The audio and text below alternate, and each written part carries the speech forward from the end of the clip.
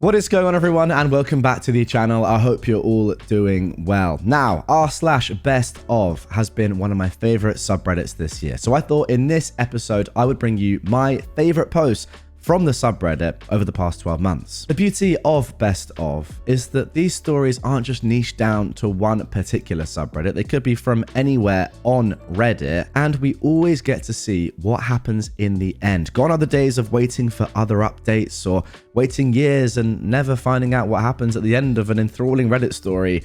In all of these posts, you will find out what happens at the end. There is a conclusion. And that's what I love about r/best of. I am a 21-year-old woman, and I've got a new boyfriend who is 24. His male friends tested me, and I passed. Is this as weird as I think it is? Now, the first post for this one came back in November of 2015. Hi, relationship subreddit. I need some outside perspective here on a small but weird problem.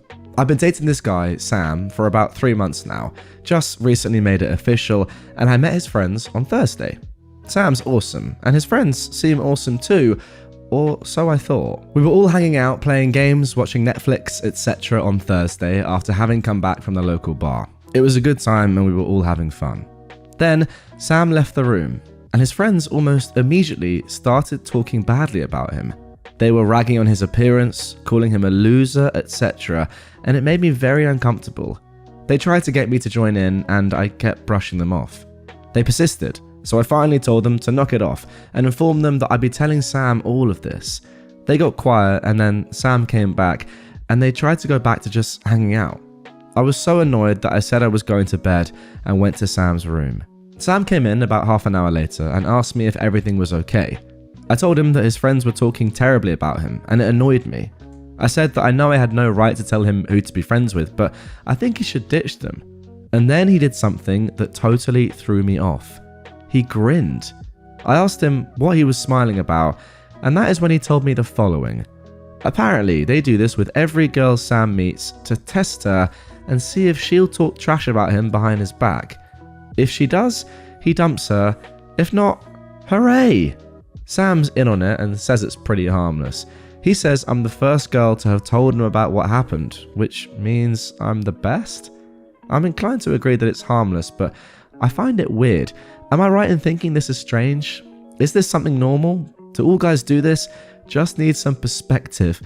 Thanks. Okay, I think I've got to come in on this as a guy and say, no one does this. This is not normal. At least no one I know does this. What a weird test. The test itself, which by the way does exist, is just your girlfriend or the person you're seeing meeting your friends and seeing how they are with them, because maybe they're really weird, and then that's a test in and of itself. And your friends need to be able to be friends with the person you're seeing, right?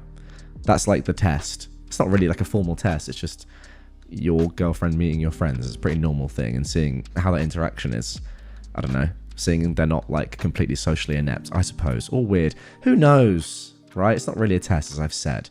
This though is like a formal test, setting something up to gauge somebody's reaction, is strange, very strange. Like, you shouldn't need to do this. You should have enough trust in the person anyway to back them into doing something like this. Like, it's just weird. I would hope that the person that I was with, if my friends genuinely did this behind my back to them, would tell me. And I think I should be able to gauge if the person I'm with would do that or not. I wouldn't need to do some weird test like this to work that out. Yeah, very odd from my point of view. I mean, if I were UOP, I'd be really questioning this behavior, because it is ultimately extremely strange. What does that say about Sam and his friends outside of this? I don't know. Are there going to be more tests in future? Are you going to feel like you can't really ever trust what's going on in this friendship group? If that is the case, I wouldn't blame you. Let's see what the people of Reddit said before we jump into the update for this one. All right, someone said, your boyfriend still has a lot of growing up to do. This is high school level stuff. You need to decide if you want to date a child, or do you want to move on and find a real man? Someone else said, well, you may have passed his test, but he sure as heck failed yours. Yeah, good point. Why would you want to be with someone who's going to set you up like that? Exactly. And then finally someone said, yeah, you may have passed, but Sam and his friends failed. Setting people up in uncomfortable and made up positions is not only mean and childish, but it's also unrealistic and pointless. You don't lie to people to gain the truth. Your mileage may vary, but I'd be moving on from people who feel the need to manipulate me and put me through stress for their own benefit and amusement. Couldn't agree more. I mean, I'm trying to gauge it from Sam's perspective. You would want the person you're with in this situation to speak up and tell you what happened and what your friends were saying about you. But it's just like, do you need to run this weird simulation to find that out? Again, I think you should just be able to gauge from your own interactions with the girl that you're seeing that they would do this. You don't need it to actually play out in real life. For example, if you were bleeding out to death, would your girlfriend call the police or call an ambulance? I mean, that's just ridiculous. But you know what I mean? Like, you don't need that simulation. You don't actually need to do that or fake that. Like, imagine you fake falling down the stairs and you pour ketchup everywhere and say, Amanda, I've fallen down the stairs. Please help me, I'm dying. And then you can judge at that point, are they going to call an ambulance or not, and just laugh at you. I mean, that is actually very far-fetched from me, but is it totally tangential? I don't think it is. I actually think that has a reason, what I've just said there, even though it is ridiculous, but you know what I'm saying. Anyway, into the update that came the next day. OP says, hello again. Wow, my post blew up yesterday. Thank you everyone for the advice. Sorry I didn't respond to anyone. I posted it while on my break at work, so I had no time to do so. I thoroughly appreciate all of you taking time to comment. You're all radiant unicorn moonbeams and you're awesome. Everyone pretty much unanimously said that A, Sam is a D, and B, dump the D. This confirmed my suspicions, but I figured I'd talk to Sam about it anyway, just to give him the benefit of the doubt because I'm nice like that. Well, long story short, A, Sam really and truly is a D, and B, the D has been dumped. The conversation lasted all of 5 minutes before he started getting defensive. The climax was him calling me a female dog for not being grateful that I'd passed this stupid test. At that point, I just said, yeah, it's over. I may have passed your test, but you failed mine. Thank you, one Reddit user, for that line. And I walked away. He tried to blow up my phone, but I nipped that in the bud by blocking him. So yeah, thanks everybody for helping me dodge a massive bullet bill-sized bullet. Much appreciated. You guys are all a bunch of beautiful sunlit diamonds. Wow, can I just say, being called a radiant unicorn moonbeam and a beautiful sunlit diamond within a couple of paragraphs has really boosted my self-esteem. Thank you, OP. The top comment here on this entire thing is, you don't lie to people to gain the truth. And I think that is a very, very apt comment and a good way to sum this up. There are better ways of working out what someone's like than giving them these stupid tests. Anyway, let's get into our final story of this episode. My boyfriend, a 28-year-old, faked a proposal to me, a 24-year-old woman, for his friend's prank video. I'm devastated. I'm using a throwaway post for this one. I'm sorry, but I'm shaking and still upset, and I really don't know what to do anymore. I cannot deal with my boyfriend anymore. By the way, this was posted back in 2015. Me and Mike have been dating for 6 years now. I love him with all my heart, and he knows that I really, really want to be married to him. I've always felt like he's the one. We have a similar sense of humor, we've been living together for 3 years, and everything just feels right. My birthday was last weekend, and Mike kept dropping little hints about possibly proposing, like buying me a spa day to give me extra pampering, insisting I get my nails done.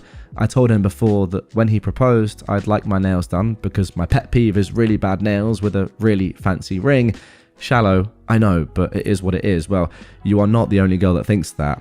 And telling me that the night was going to be huge, and he had an amazing gift for me. We went to dinner with our friends that night, and in front of everyone, he made a big show of getting down on one knee and saying the words I've always wanted to hear. How much he loved me, how much he truly wanted to spend his life with me. Then he asked me to marry him.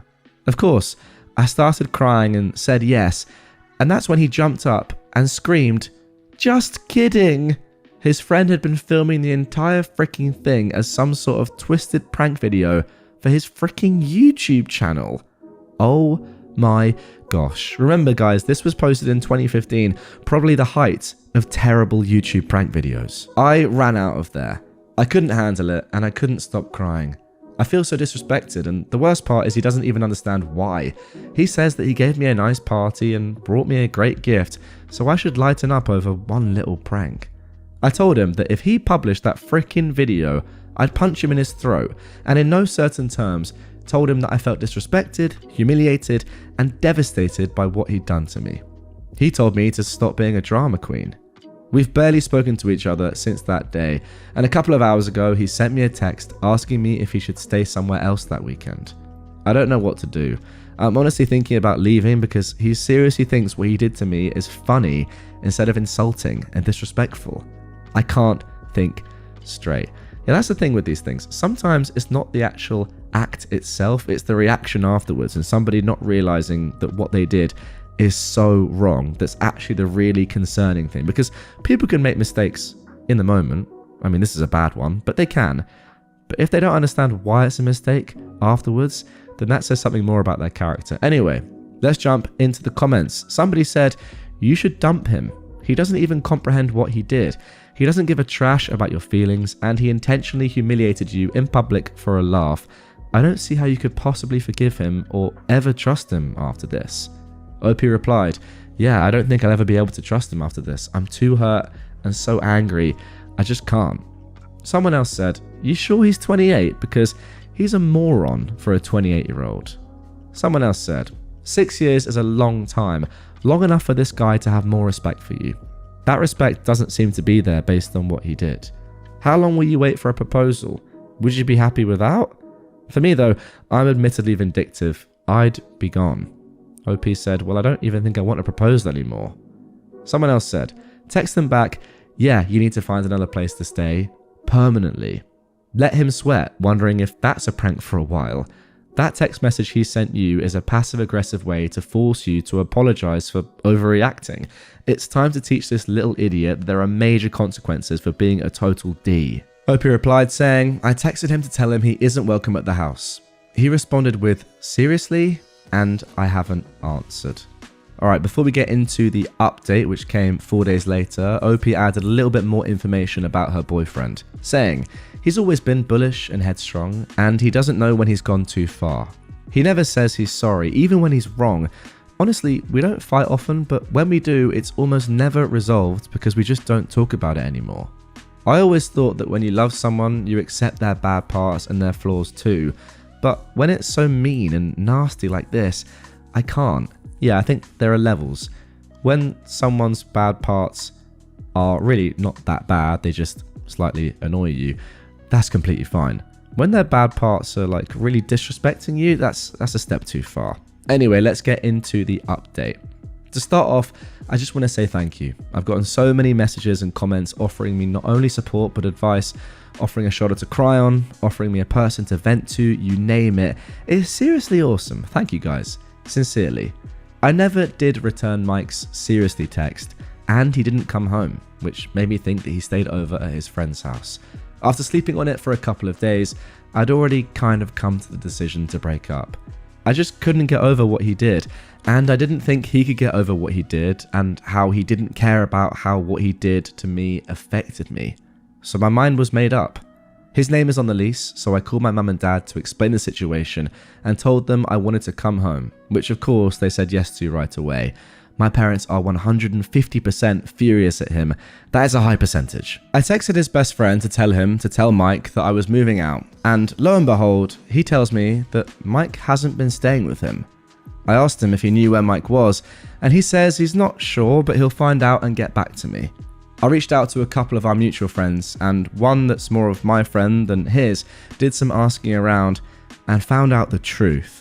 It turns out that Mike has been shacking up with the girl he's been cheating on me with for months. There's so many things I could say about this, but sometimes I think silence speaks louder than words. He's been texting and calling me like crazy since he heard I found out. I'm ignoring him. I grabbed my essentials and left back to my parents' house. They're over there today with the movers to remove all my stuff. My dad's a lawyer and he promised to put the screws to Mike about uploading the video. I hope that and any decency he has left in his black heart will stop him from putting the video online. I'm so numb right now. I feel like the world's biggest idiot for loving him and trusting him for 6 years. I probably am an idiot, but I think I'm going to be okay. Thanks again, everyone. Also, for everyone that asked, most of the girls we're mutual friends with are now treating him like trash for what he did.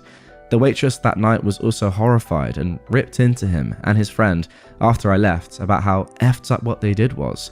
I'll take the small victories. Alright, a few final comments before I give my thoughts. Someone said, good for you, OP. Cut contact forever and keep moving forward. The ultimate prank on him is that he has to deal with being a terrible person. OP replied saying, well, I hope he realizes what this prank cost him one day. That and the cheating, I really can't. I'll always wonder why he couldn't be a man and come to me if he was unhappy with our relationship, but I don't care enough anymore to talk to him and ask. Now this is a really interesting question to end this story on. Somebody said, I'm curious, OP. You dated this guy for 6 years. In hindsight, are there any red flags that show how terrible of a person he truly seems to be? And I like this question because it's something I think about a lot when I read these stories. Surely, if someone is able to do something as ridiculous as this and then not even consider your reaction to it or realize how wrong they are, surely there were signs earlier on in the relationship that this was the sort of person they are. But OP has replied saying, the more I think about it, actually, yes. In hindsight, he was a very selfish person. Every nice thing he did for me was a benefit to himself. I don't remember him ever being selfless, especially in the last year of us dating. Even though he had no problems criticizing me and my appearance if I didn't take advantage of presents he offered me. Stuff like getting my hair done and stuff like that. Because that's the thing, like I know it's hard to see in the moment, and obviously there's a lot of love here, but I do feel sometimes like when I look at this objectively and you see an action or an event like this, I do think to myself, did you not see this coming, or is this really that out of character, or have you just not realized that your partner is like this and is capable of doing things like this? Let me know in the comments down below if you agree with that, or maybe when you're actually in the situation it's a lot harder to see this negativity or just ridiculous behavior, but when you step back out of it or when you're not really involved, like we're not, it's a lot more obvious. And maybe I'm being a little bit too logical and sort of objective here, but I don't know, to me it's ridiculous that you couldn't see someone like this doing something like this or acting in this way. But then again, I've not been with this person for 6 years. Tomorrow I am ending it with my abusive boyfriend of 4.5 years, and I'm out of my mind. Can the female hive mind of Reddit please just tell me it will be okay? This was originally posted on November the 2nd, 2025. It's all safely planned. Meeting in a public place. A friend waiting nearby with transport. Landlord coming to change the locks. Got a long-term therapist. Distant family, but a good support network of friends who are gathering round hard. Ella Fitzgerald's Let No Man Write My Epitaph has been playing on repeat all day. It feels strange and unsafe, but not wrong. So much more than so many women who are or have been in my situation, and yet I can't breathe. I'm scared of his reaction or reactions, but I plan for most of them. I'm scared he's going to twist my head and heart until I can't remember who I am or what I need to say, and he'll get his way like he always does. I'm scared of what it's going to be like on the other side. Can someone please just tell me it will be okay? Alright, let's jump straight into the comments. Somebody said, it will be okay. You've made good plans. It will be okay. You have good people to help. It will be okay. Don't listen to anything he says. It will be okay. Somebody replied to this saying, I'm actually hijacking this comment to say you absolutely do not have to actually meet him in person to end things. Please do not do so out of some sense of social politeness or obligation. You owe him nothing. Someone else said, if you feel physically or emotionally endangered meeting with him, you don't have to meet with him. Oftentimes, the situation calls for the perpetrator to find out after the victim has left or put their stuff outside. Remember, you don't need his approval. Victims often get stuck because they try to get their abuser's approval for their leaving. It's not on you to soothe him. You each take care of yourselves. Best of luck. You got this. Actually, very good advice. And someone else said, yeah, honey, you don't need to meet him to end things. Send him a text and be gone forever. You can do it. Please update us. This, please post again tomorrow and the next day and the next day, just to say I'm still here and it's okay. And then finally, somebody said, the most dangerous thing you can do is give him another chance. Yeah, great advice there. I know the first comment was a good one, saying it will be okay, but maybe the best advice was to say, you don't need to meet him at all. Just text him saying it's over, and that'll do. Now, sometime in the next 12-ish hours, we got this update. I've just woken up to what feels like half the woman in the world behind me, and I can't even begin to describe how much this means. I'm reading through every single comment, and I can feel each one wrapping around my heart like armor. Thank you so much for every single word of kindness and support. The honesty is overwhelming. What a testament to both the primal courage of women and the depth and width of this frickin' problem. To those expressing valid concern about my meeting him in person, I fully understand, but there are some practical reasons for this, and it's been assessed as safe by the professionals involved. And then the next day, we got the following update. The girl did good. She's exhausted, but safe at home and okay. I got there 30 minutes early, got a coffee, picked a spot well covered by CCTV, and grounded myself in every thoughtful and generous comment here and the care of everyone who took the time to respond. I'm so grateful. My friend flashed the headlights. The staff member I'd forewarned gave me a nod. The travel-sized deodorant sat in my pocket, ready to meet some eyeballs. I didn't need any of it. This conversation was mine, long overdue, and with the force of a runaway train. The plan was followed, and what I needed to say, which I've feared saying for so long, came so clearly and easily because every word felt like it came from all the women before me and around me. So thanks for that. It was everything I thought I could never do. I was clear, I was calm, I handed back anything he tried to land on me. I was in control, and there was a surprising amount of honesty and listening on his part once he realised I would not afford space for any debate. I've drawn the lines that needed to be drawn, and boy oh boy did it hurt, but it hurt good. I'm not foolish enough to believe he'll accept this completely and immediately. I'm on guard and will continue to be cautious and think of safety at all times. I will continue to rely on all my support. There'll be no contact now. What he says, feels, or thinks from here, that belongs to him. I belong to me and nobody else. It feels strange and scary, but it still feels right. If anyone ended up here because this experience is also yours, ask for help. Start small, but start somewhere. You're not trapped by them, but by the fear they wield. Weaponized in tiny and big and brief and endless ways to warp your sense of self and your world until both feel completely unrecognizable, just so that you don't realize what I and so many people who shared stories here have. The cage you feel around you is in fact made of glass, and you can, carefully and safely, smash that down. The rest is just problem solving. Thank you. Well, there we go. A very powerful story to start this episode, and now I'm sure you can understand why I wanted to bring it to you. It's not really for me to give my comments on, I think. It's probably more for you guys in the comments to get involved. And if you are in this situation, use the comment section here as a safe space to really, get some advice. Because I know that the audience listening and watching to this right now, you guys are like elite and you're extremely helpful. You've got a lot of experience. You're very respectful. You're great at giving advice. So if you are struggling with something like this, I think now is the time. Get in the comments down below, read through them. There'll be a lot of them because you guys are amazing at dropping phenomenal bombs of wisdom.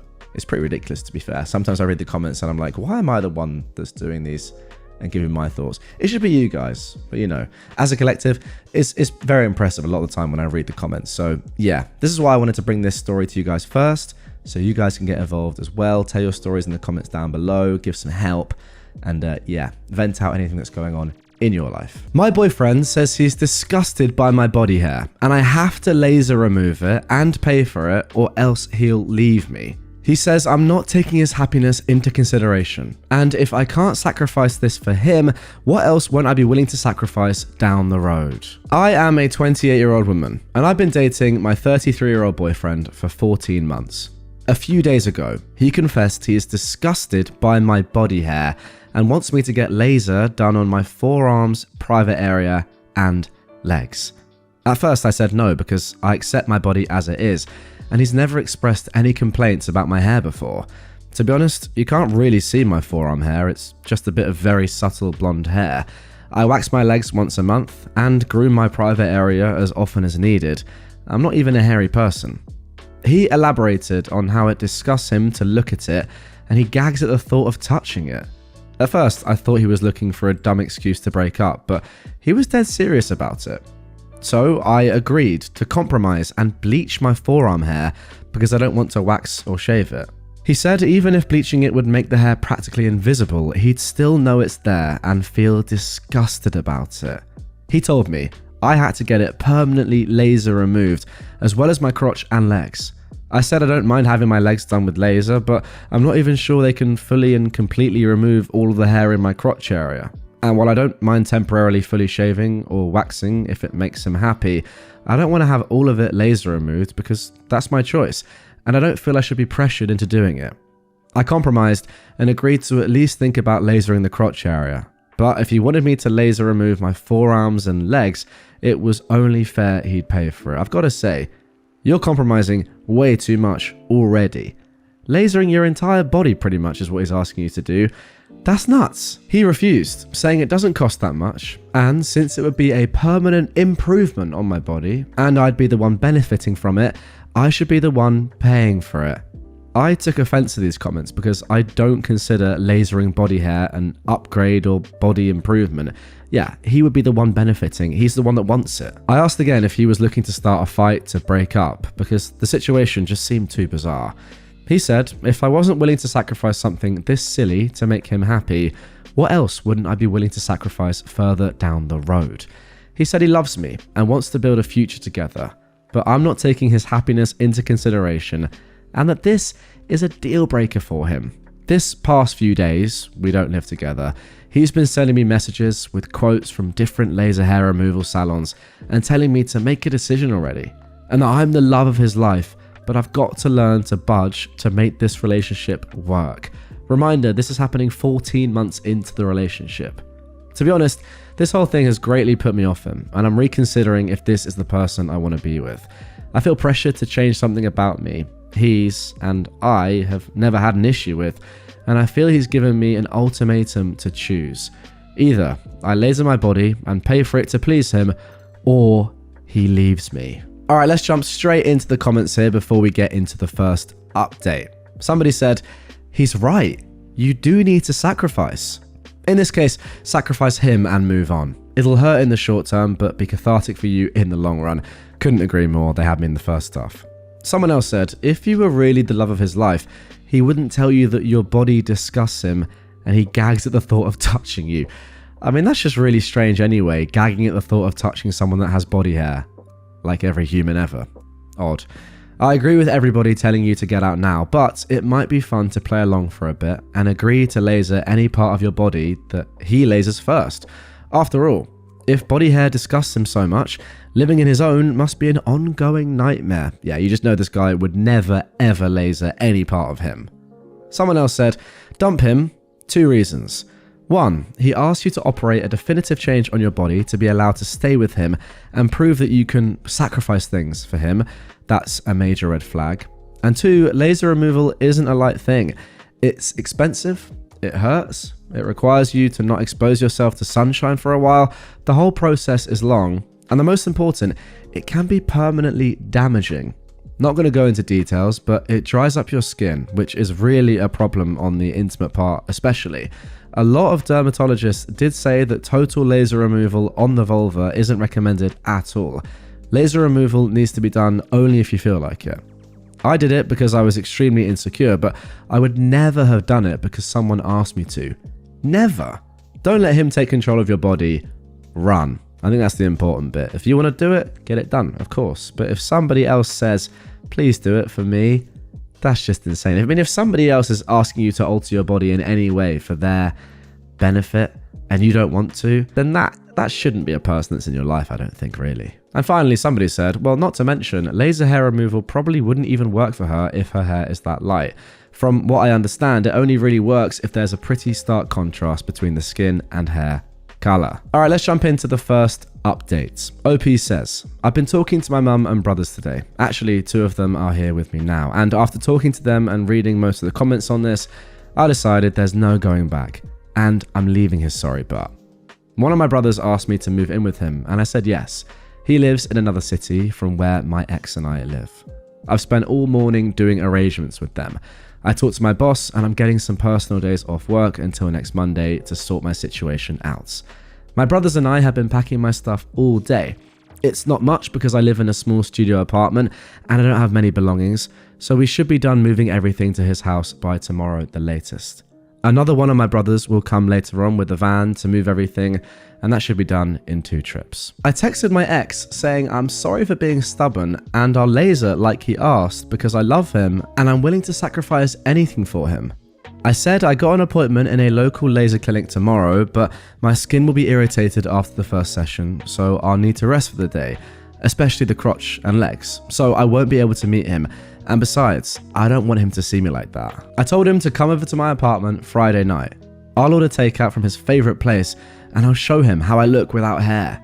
He said, it's okay, Friday night we have a date, and volunteered to come and take the dog if I'm in too much pain to even walk him, but I said, no, don't worry, my mum's going to stay over to look after me, so she is going to walk the dog. Now this is all BS, but it's my escape plan so he doesn't get anxious about me not replying and decides to shop up here. I don't want him to know I'm moving out until I'm physically out of the apartment. I don't want him to suspect anything. Maybe I'm being overly paranoid, but better safe than sorry. I also talked to my landlady before and explained I'll be needing to move out now. My lease expires the 1st of June and I've already paid for this month, so it's all good. I also explained I'm getting away from my ex who is being abusive and controlling, and I offered to change the locks in case he ever returned using his key because that would scare to death the new tenant. She's offered to take the cost of it from my deposit, so that is one less worry on my mind. I think I've got everything covered so far. I was initially thinking of breaking up with him in a coffee shop and wanted to give him a piece of my mind, but I think instead I'm just going to do it over the phone the second everything is out from my apartment and I'm at my brother's. I'm just going to send him a text saying a few things and block him everywhere. I don't need to go out of my way to hurt him. I just want to move on, cry it out, and move on with my life. I hope this is the end of it and he doesn't do anything crazy. Again, better safe than sorry. Also, don't worry about the doggy. His papers are in my name. He's got a microchip and I'm taking him with me to my brother's house. Okay, well, a couple of days later, we did get one final update. Let's see if it's good news or not. OP said she hopes this is the end. Well, is it? I just wanted to update you on my situation so far. I dumped my now ex-boyfriend. I sent him a text with a link to the other thread and told him I've decided to laser remove him from my life because I'm not, and shouldn't have to be, willing to make any sacrifices down the road, like modifying my body, for anybody. Wow. I've decided to laser remove him from my life. That is so elite. I told him his unhealthy attitude towards the woman body disgusts me and makes me gag. He's unable to compromise, didn't respect my wishes, space and boundaries, and I won't allow anyone to pressure me into doing anything I'm not comfortable with by giving me an ultimatum. He's managed to put me off him, and he is not the type of man I choose to have a relationship with. I also added a couple telephone numbers for clinical psychologists, and I suggested that he gets an appointment to sort out his developmental issues, phobia, or whatever the heck is wrong with him. I asked not to contact me again, and I blocked him. Almost straight away, he sent me a video of him from a different number, crying his eyes out to the camera, saying he loves me, I'm ruining his life, he had great plans for me, and is only guilty of wanting me to achieve my full potential as a woman. And we all know that, as a woman, your full potential is to have no hair. That's the famous thing about women. You've never really reached your full potential until you are hairless. Women, listening to this, watching this, it's great that you now know that. If you didn't already, you can thank me in the comments. I deleted it and I blocked that number too, OP continues. A couple of hours later, he sent me yet another video of him from yet another different phone number, saying I took things too far by posting it online and making him go viral. And he's not a pedo, and why wasn't I answering the door? What? I didn't finish watching that one either. My brother called him on that number and said if he didn't leave me alone, we'd go to the police, so he better quit harassing me. He's since stopped bothering me. I cried a lot the first day because I was in so much pain inside, but then it hit me. As much as I thought I loved him, nobody that trashy deserves me crying over him. That's one thing I was thinking about.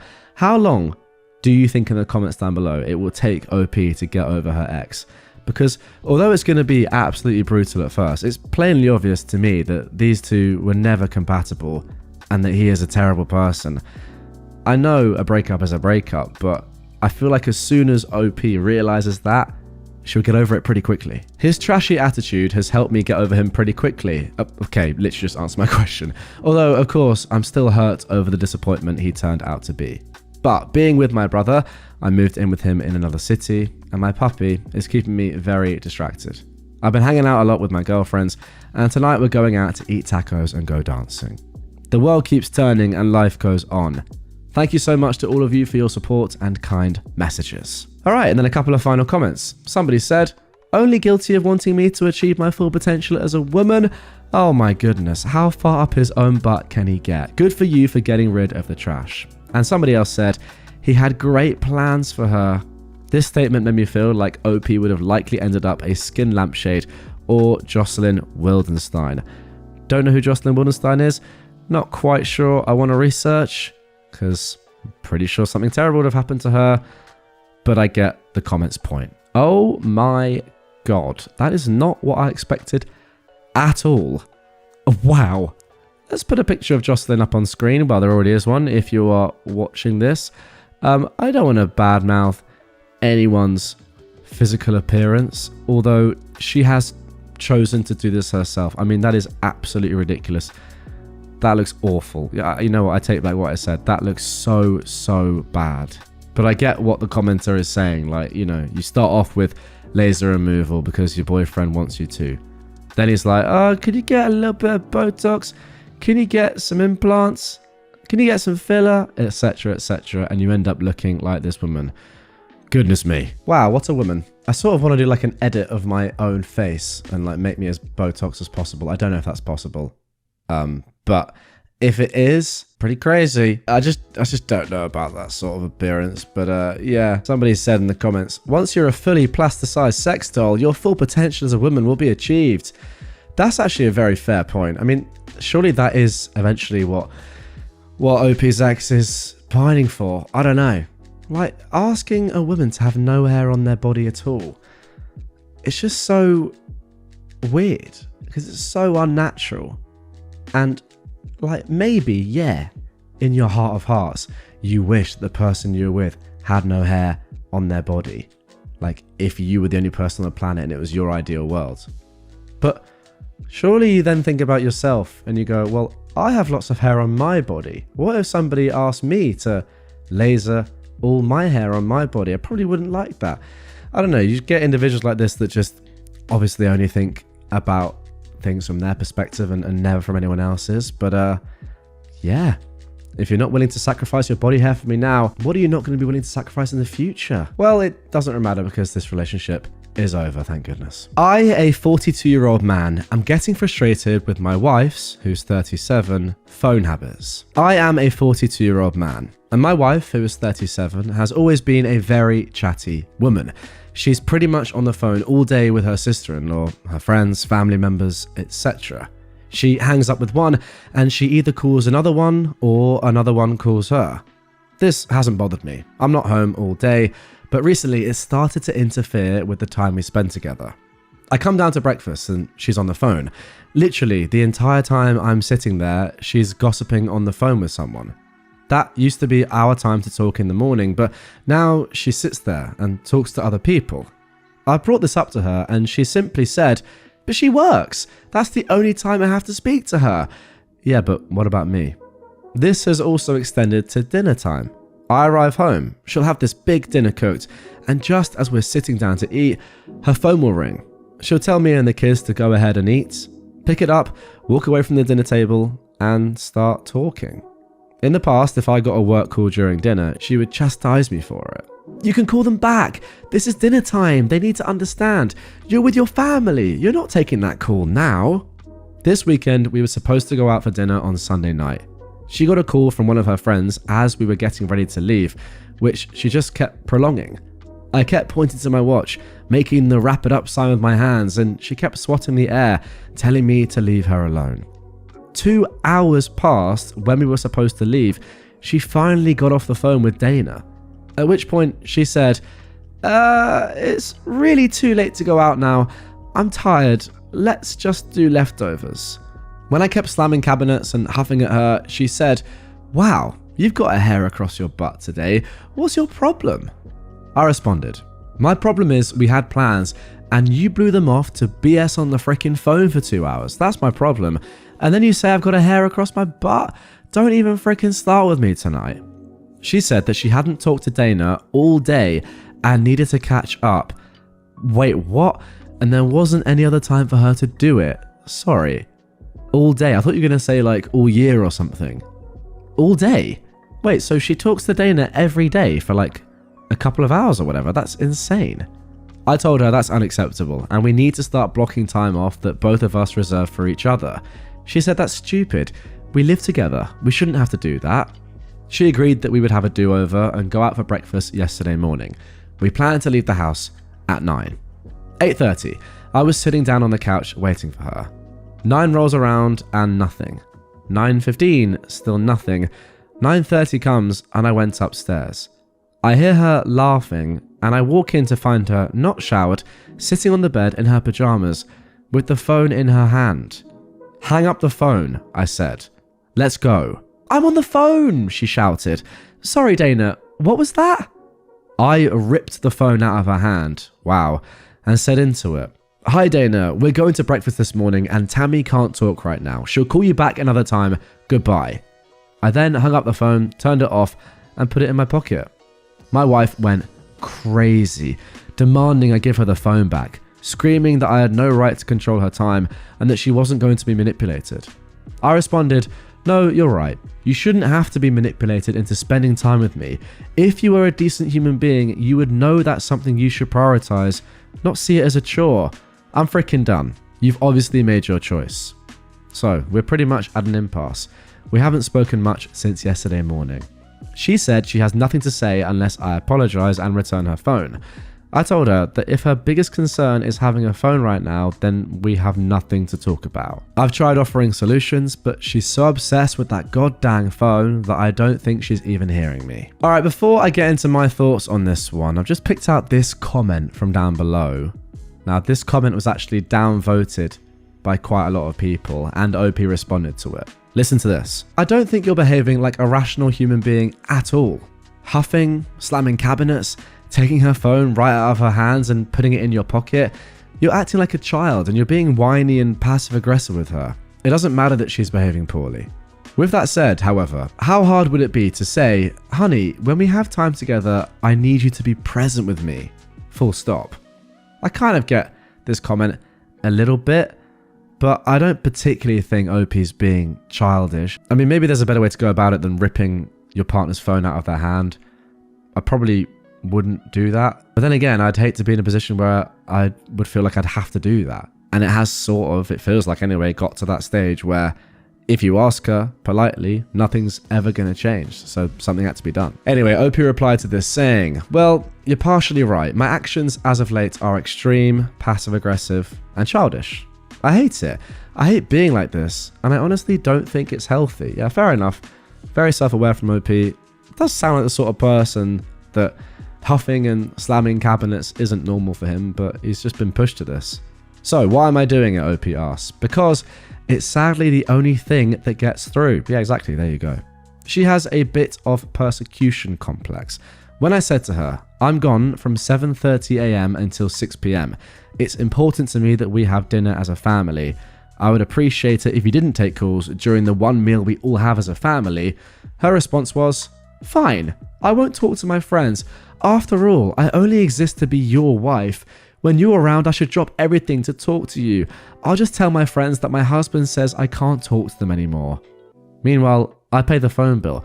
She's on the phone with people for between 5 to 6 hours a day while I'm not here. That's insane, by the way. If I try being calm, rational, and addressing the issue, she denies that there is an issue, making it seem as if I'm telling her not to talk to anyone, and she acts as if she's so isolated. That could not be further from the truth. When I was having one of these talks with her, her phone rang.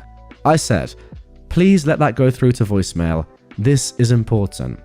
She replied, I have to get this. I'm expecting this call from Beth. Well, call her back, please. We're not done, I replied. Well, I don't have anything else to say, she responded and picked up the phone. From what I heard of their conversation, it was pure gossip and BSing. So, as mean as it sounds, I'm through being nice. I'm through handling this with kid gloves, and I'm through with her ignoring this and making me feel as if I'm asking too much of her to actually acknowledge me and her kids during the few waking hours we're home. I mean, that's another great point. Where are the kids in all of this? Like, if they're not getting any attention from their mum, that's really, really bad, to be fair. And it sounds as if like she's either just doing this to I don't know, cause a huge rift. Like she's doing it on purpose because maybe she wants a divorce, or she just doesn't want to be around you or the kids anymore, and that's one thing. Or she just has a genuine problem and has got to the stage where she is like addicted to her phone and addicted to calling her and her friends calling her back and stuff like that. I'm not exactly sure which one it is. I'd be surprised if it's the former. I think it's probably the latter. And I do know people that are like pretty addicted to their phone. I don't know people like to this extent where they are calling people for 5-6 hours a day, but I definitely know a few people in my life who are chronically online. I'm not saying it's necessarily a bad thing, but like they are online the whole time, and if you send them a message, they will see it instantly, reply instantly. It doesn't really matter what they're doing. I'm not the best with that myself, to be fair. I probably am on my phone too much. For me, it is a little bit different though, because I use WhatsApp for work, for example, and contacting people, and I sort of have to be online to be able to actually work throughout the day. Whereas a lot of people I know, or some people I know, for example, probably don't have to do that, but they are on their phones, and it is pretty easy to get addicted to social media, instant messaging, I imagine phone calling as well. But when it gets to this stage, 5-6 hours a day, and you don't realize you have a problem because you're just saying, well, I'm chatting to my friends, sure, and there's nothing wrong with that, but there is something wrong with ignoring your husband and your kids. So I suppose the question I'm asking myself is, do I think she's doing this on purpose or not? And do I think she's doing this maliciously? I don't. I think she just has a problem. Anyway, 1 year later, we got this update. Hey everyone, it's been about a year since I posted, and I thought I'd give everyone an update on how everything went down. It's not the happiest news, but I know people were interested, so I'll share what happened. So right after I posted, I gave my wife her phone back. In doing this, I said to her, I don't believe I was wrong to be frustrated with you, but it's not my right to take your phone away. I'm going to give this back to you, but with it, I want you to take note of the fact that every time you take a long phone call on it, you are choosing someone else over your family. You are choosing to give that time to someone who is not here, while there are family members here who miss you. Wow, that is scathing, but so valid. She snatched the phone back and said, don't talk to me like a child. It's my phone and I'll do what I want with it. In short, things never got better. She was always on it. Dinners were missed, kids felt neglected, and there were days when we didn't say a word to each other because every moment I was home, she was yakking away on the phone. The final straw came at our daughter's 8th grade graduation last June. Right in the middle of the ceremony, her phone rang. At the beginning, they had told everyone to turn off their phones, but apparently that didn't apply to her. I put my hand on her knee and said, no, not here, turn it off. She pulled it out of her purse, picked up the call, and walked out of the auditorium. She missed our daughter walking across the stage. When everything was over, our son and I collected our daughter, and the first words out of her mouth were, where's mum? We found her outside of the school, leaning up against the building, laughing and gabbling away on her phone. When she saw us, she ended her call and ran over to our daughter and gave her a hug. Oh, sweetie, you look so great. Congratulations, you did it. When my daughter asked where she was, she claimed that an important call came in right after she walked across and she had to take it. She was lying to our daughter to take a BS phone call. We went to dinner and I didn't speak a word to her. She picked up on this and asked me what was wrong when we got home. I told her, you've made your choice very clear, Tammy. Thank you. She asked me, well, what the heck is that supposed to mean? I said, you've chosen the phone over your family. That is clear to everyone. The following Monday, I met with an attorney and I began the process of filing for divorce. A lot of this is a blur, so forgive me if I get the order a bit confused, but I'll give you a summary of what happened. 1. My wife was served with divorce papers at home. She flipped, saying I was trying to control her behavior, treating her like a child, and that I was punishing her because she had to take a phone call. 2. She ordered me to get out the house. As I'd been the only one caring for our kids for the past few months, and summer was starting soon, I refused to do this. I told her that she was welcome to go, but as I was paying for the mortgage and caring for our kids, I'd not be leaving. 3. My wife left and said she was staying with her sister until I came to my senses.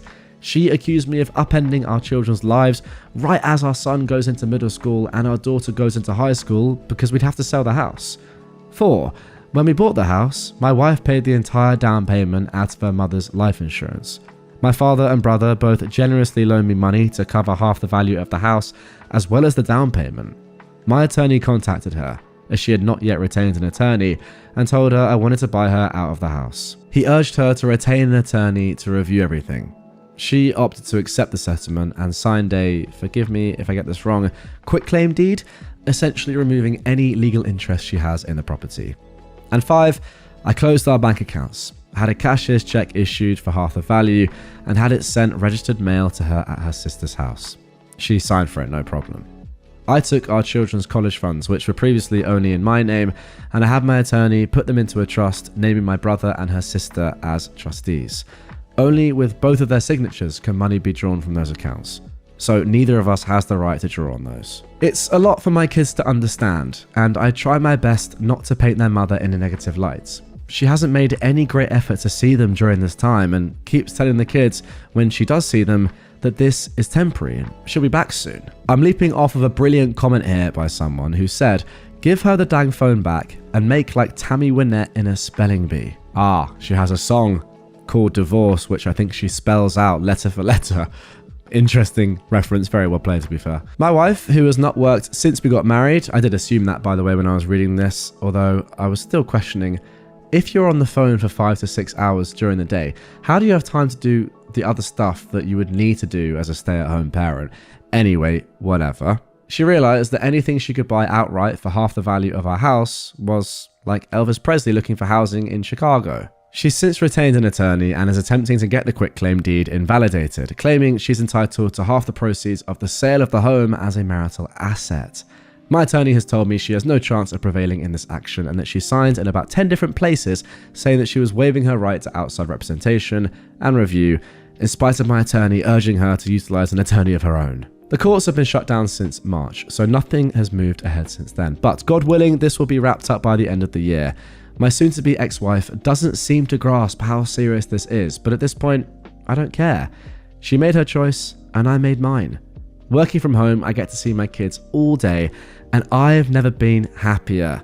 That's a great ending. As long as you're happy, and you've never been happier, you know what? Your kids are probably happy as well, and they've probably never been happier.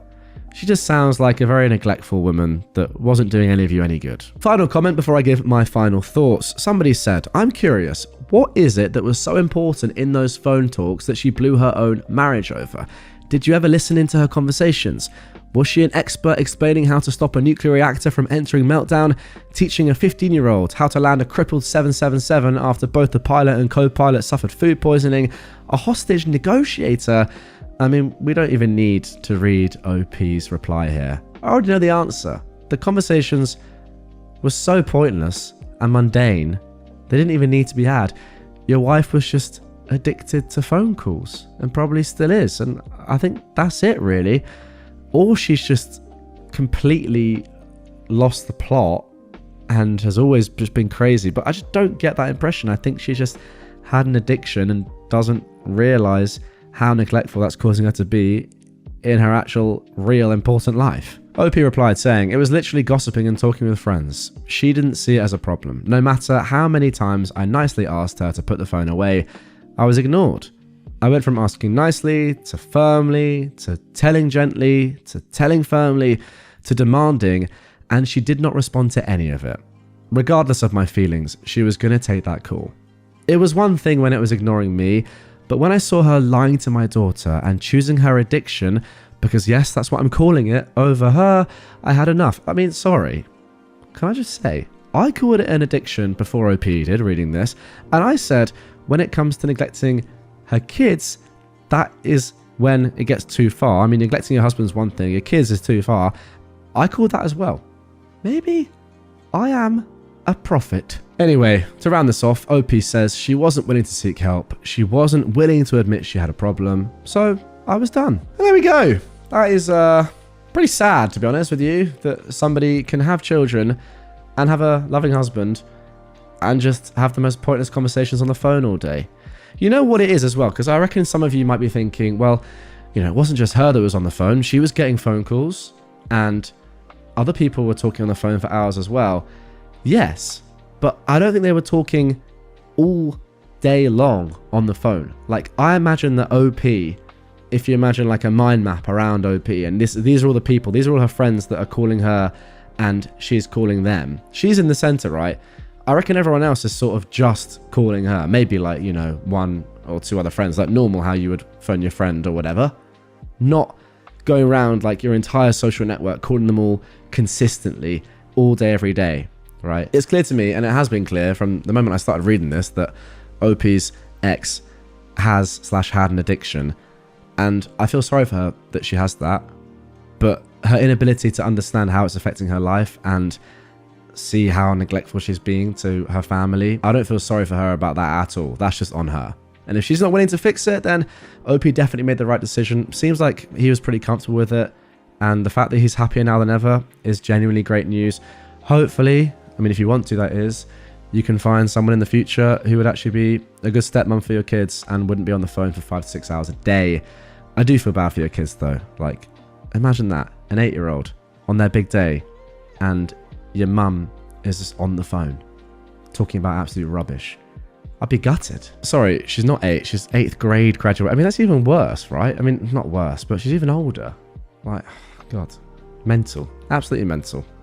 But there we go. My girlfriend found out that I lied about me and my friends playing fantasy football, and I know I screwed up big time. This was originally posted on September 21st, 2025. I know it was wrong to lie to my girlfriend, and I probably should have just told her the truth. I lied because I didn't want to hurt her or upset her, but I realized it was still a lie.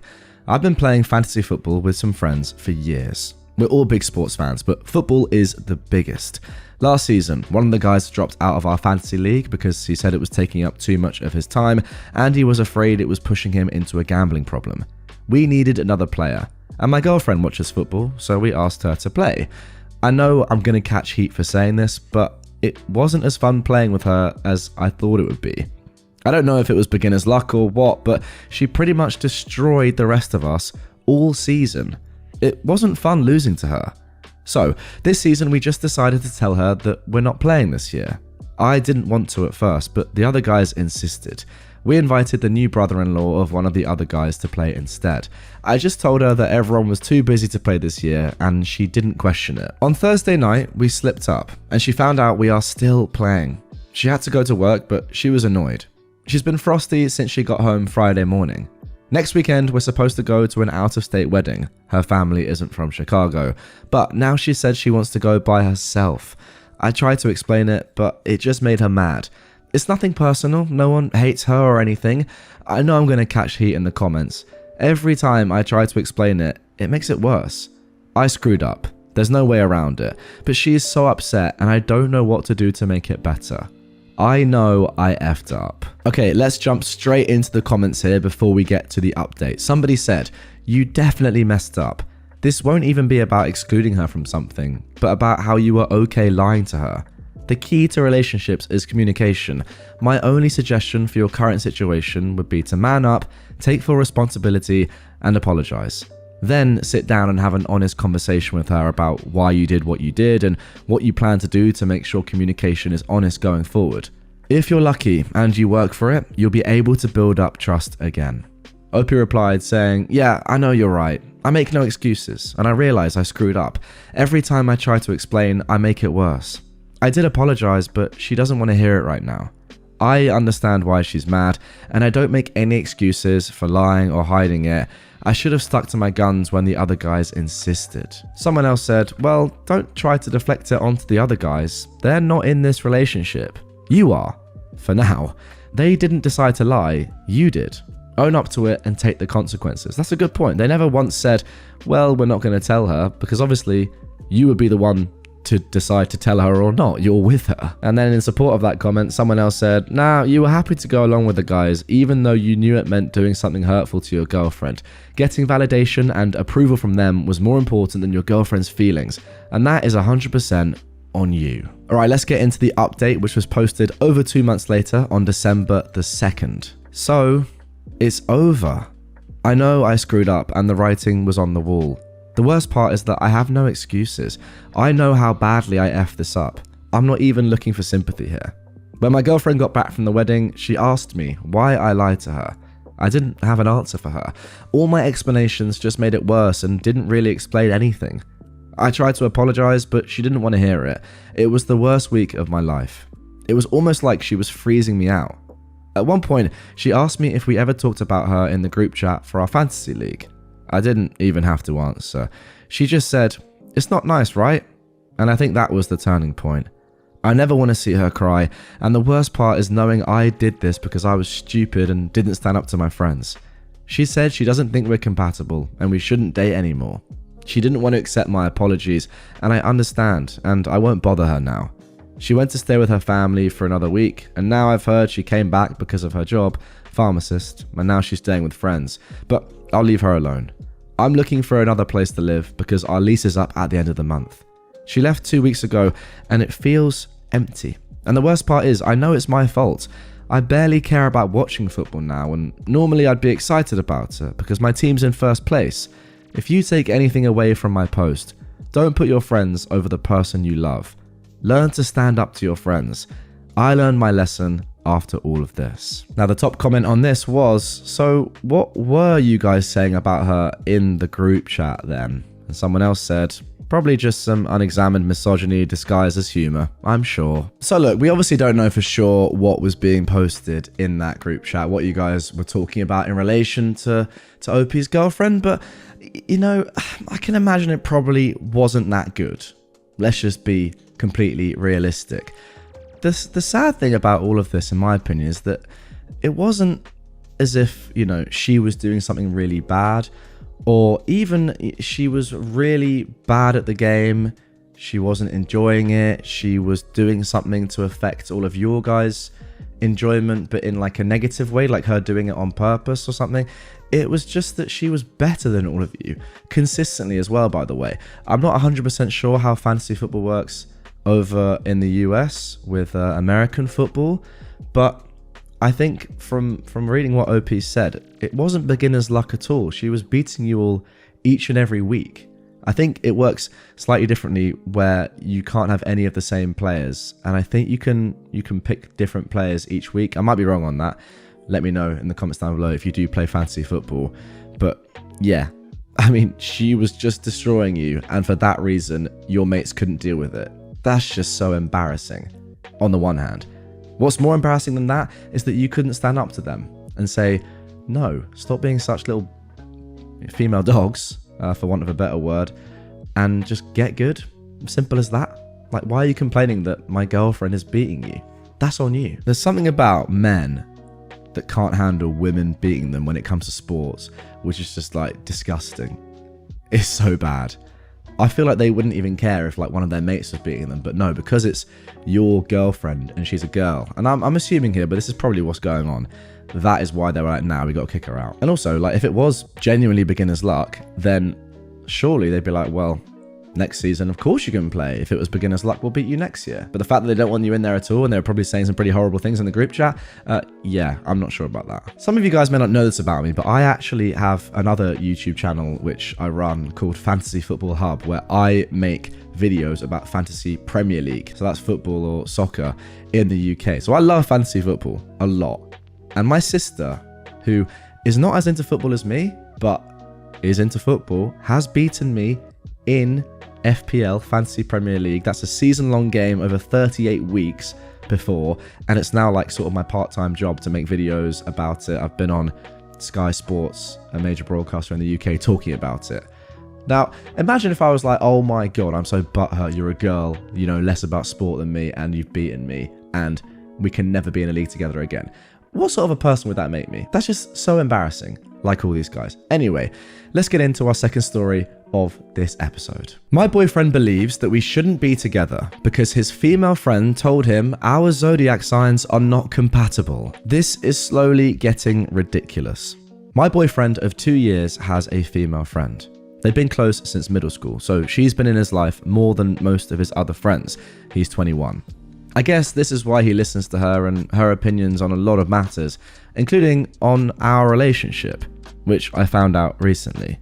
What's happening is that every time we have a fight, he was going to her to vent about our problems. I was okay with this for a long time, never really thought something would be wrong. They were friends for a long time. I trust him and wasn't jealous of their friendship. But for a few months, I've noticed a bit of a change in my boyfriend's behavior after our fights. Instead of trying to resolve things like we always do, he would get passive aggressive, ignore me for days, and throw around, well, maybe we should break up, quite often. I was really surprised because our fights aren't that serious. For example, ever since we moved in together, we have this agreement that I cook our meals and he cleans everything afterwards. For a week or so, he wouldn't, no matter how many times I asked, because, as he said, Leos don't like to be pushed around. Yeah, every time we fight, he'd just say some stupid stuff like that. So I confronted him yesterday and asked what has gotten into him. Apparently, his female friend has gotten into astrology and she's decided that we are not compatible because I'm a Cancer and he's a Leo. He then blamed our little fight on our signs' incompatibility and told me that she's pretty spot on with her descriptions of our relationship, and he started to believe that we're not a good match. This is so stupid that I honestly thought he was joking, but nope. Now I'm thinking if this is even worth fighting for. I don't believe in astrology. I don't think it's an answer to all the problems that we face, but he is certain that it is because his female friend told him so. I was thinking about meeting up with her, but I don't know if I should. Or maybe with both of them to see what the problem really is. Part of me doesn't want to throw away this relationship.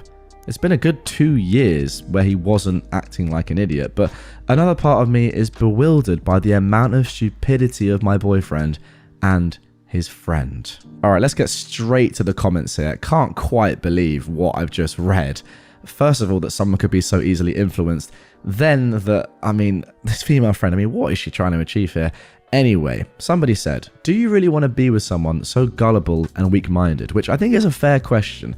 Like, if your boyfriend can be this easily led by something that I think is, quite frankly, absolutely ridiculous, and don't worry, I'll get into my own thoughts about zodiac and star signs later on, then it's a good question. Like, do you want to be with someone like that? Opie replied saying, to be fair, he hasn't been like that for a whole 2 years that we've been together, just recently. I'm thinking if there's something going on between them, and this astrology BS is just a way to end things on their terms, maybe. Yeah, I think that could be what's going on. The female friend may just be deciding to try and get you two to break up. Who knows what her intentions are, but it definitely seems that way. Although, again, I do massively blame your boyfriend for this, unless he is also secretly trying to break up with you and finding an excuse. Someone else said, it could be his way of finding an out. Literally exactly what I was just saying. If he's throwing around suggestions of breaking up during every fight, and now he's using zodiac signs as a reason to break up, then he sounds like he's just looking for reasons to end it.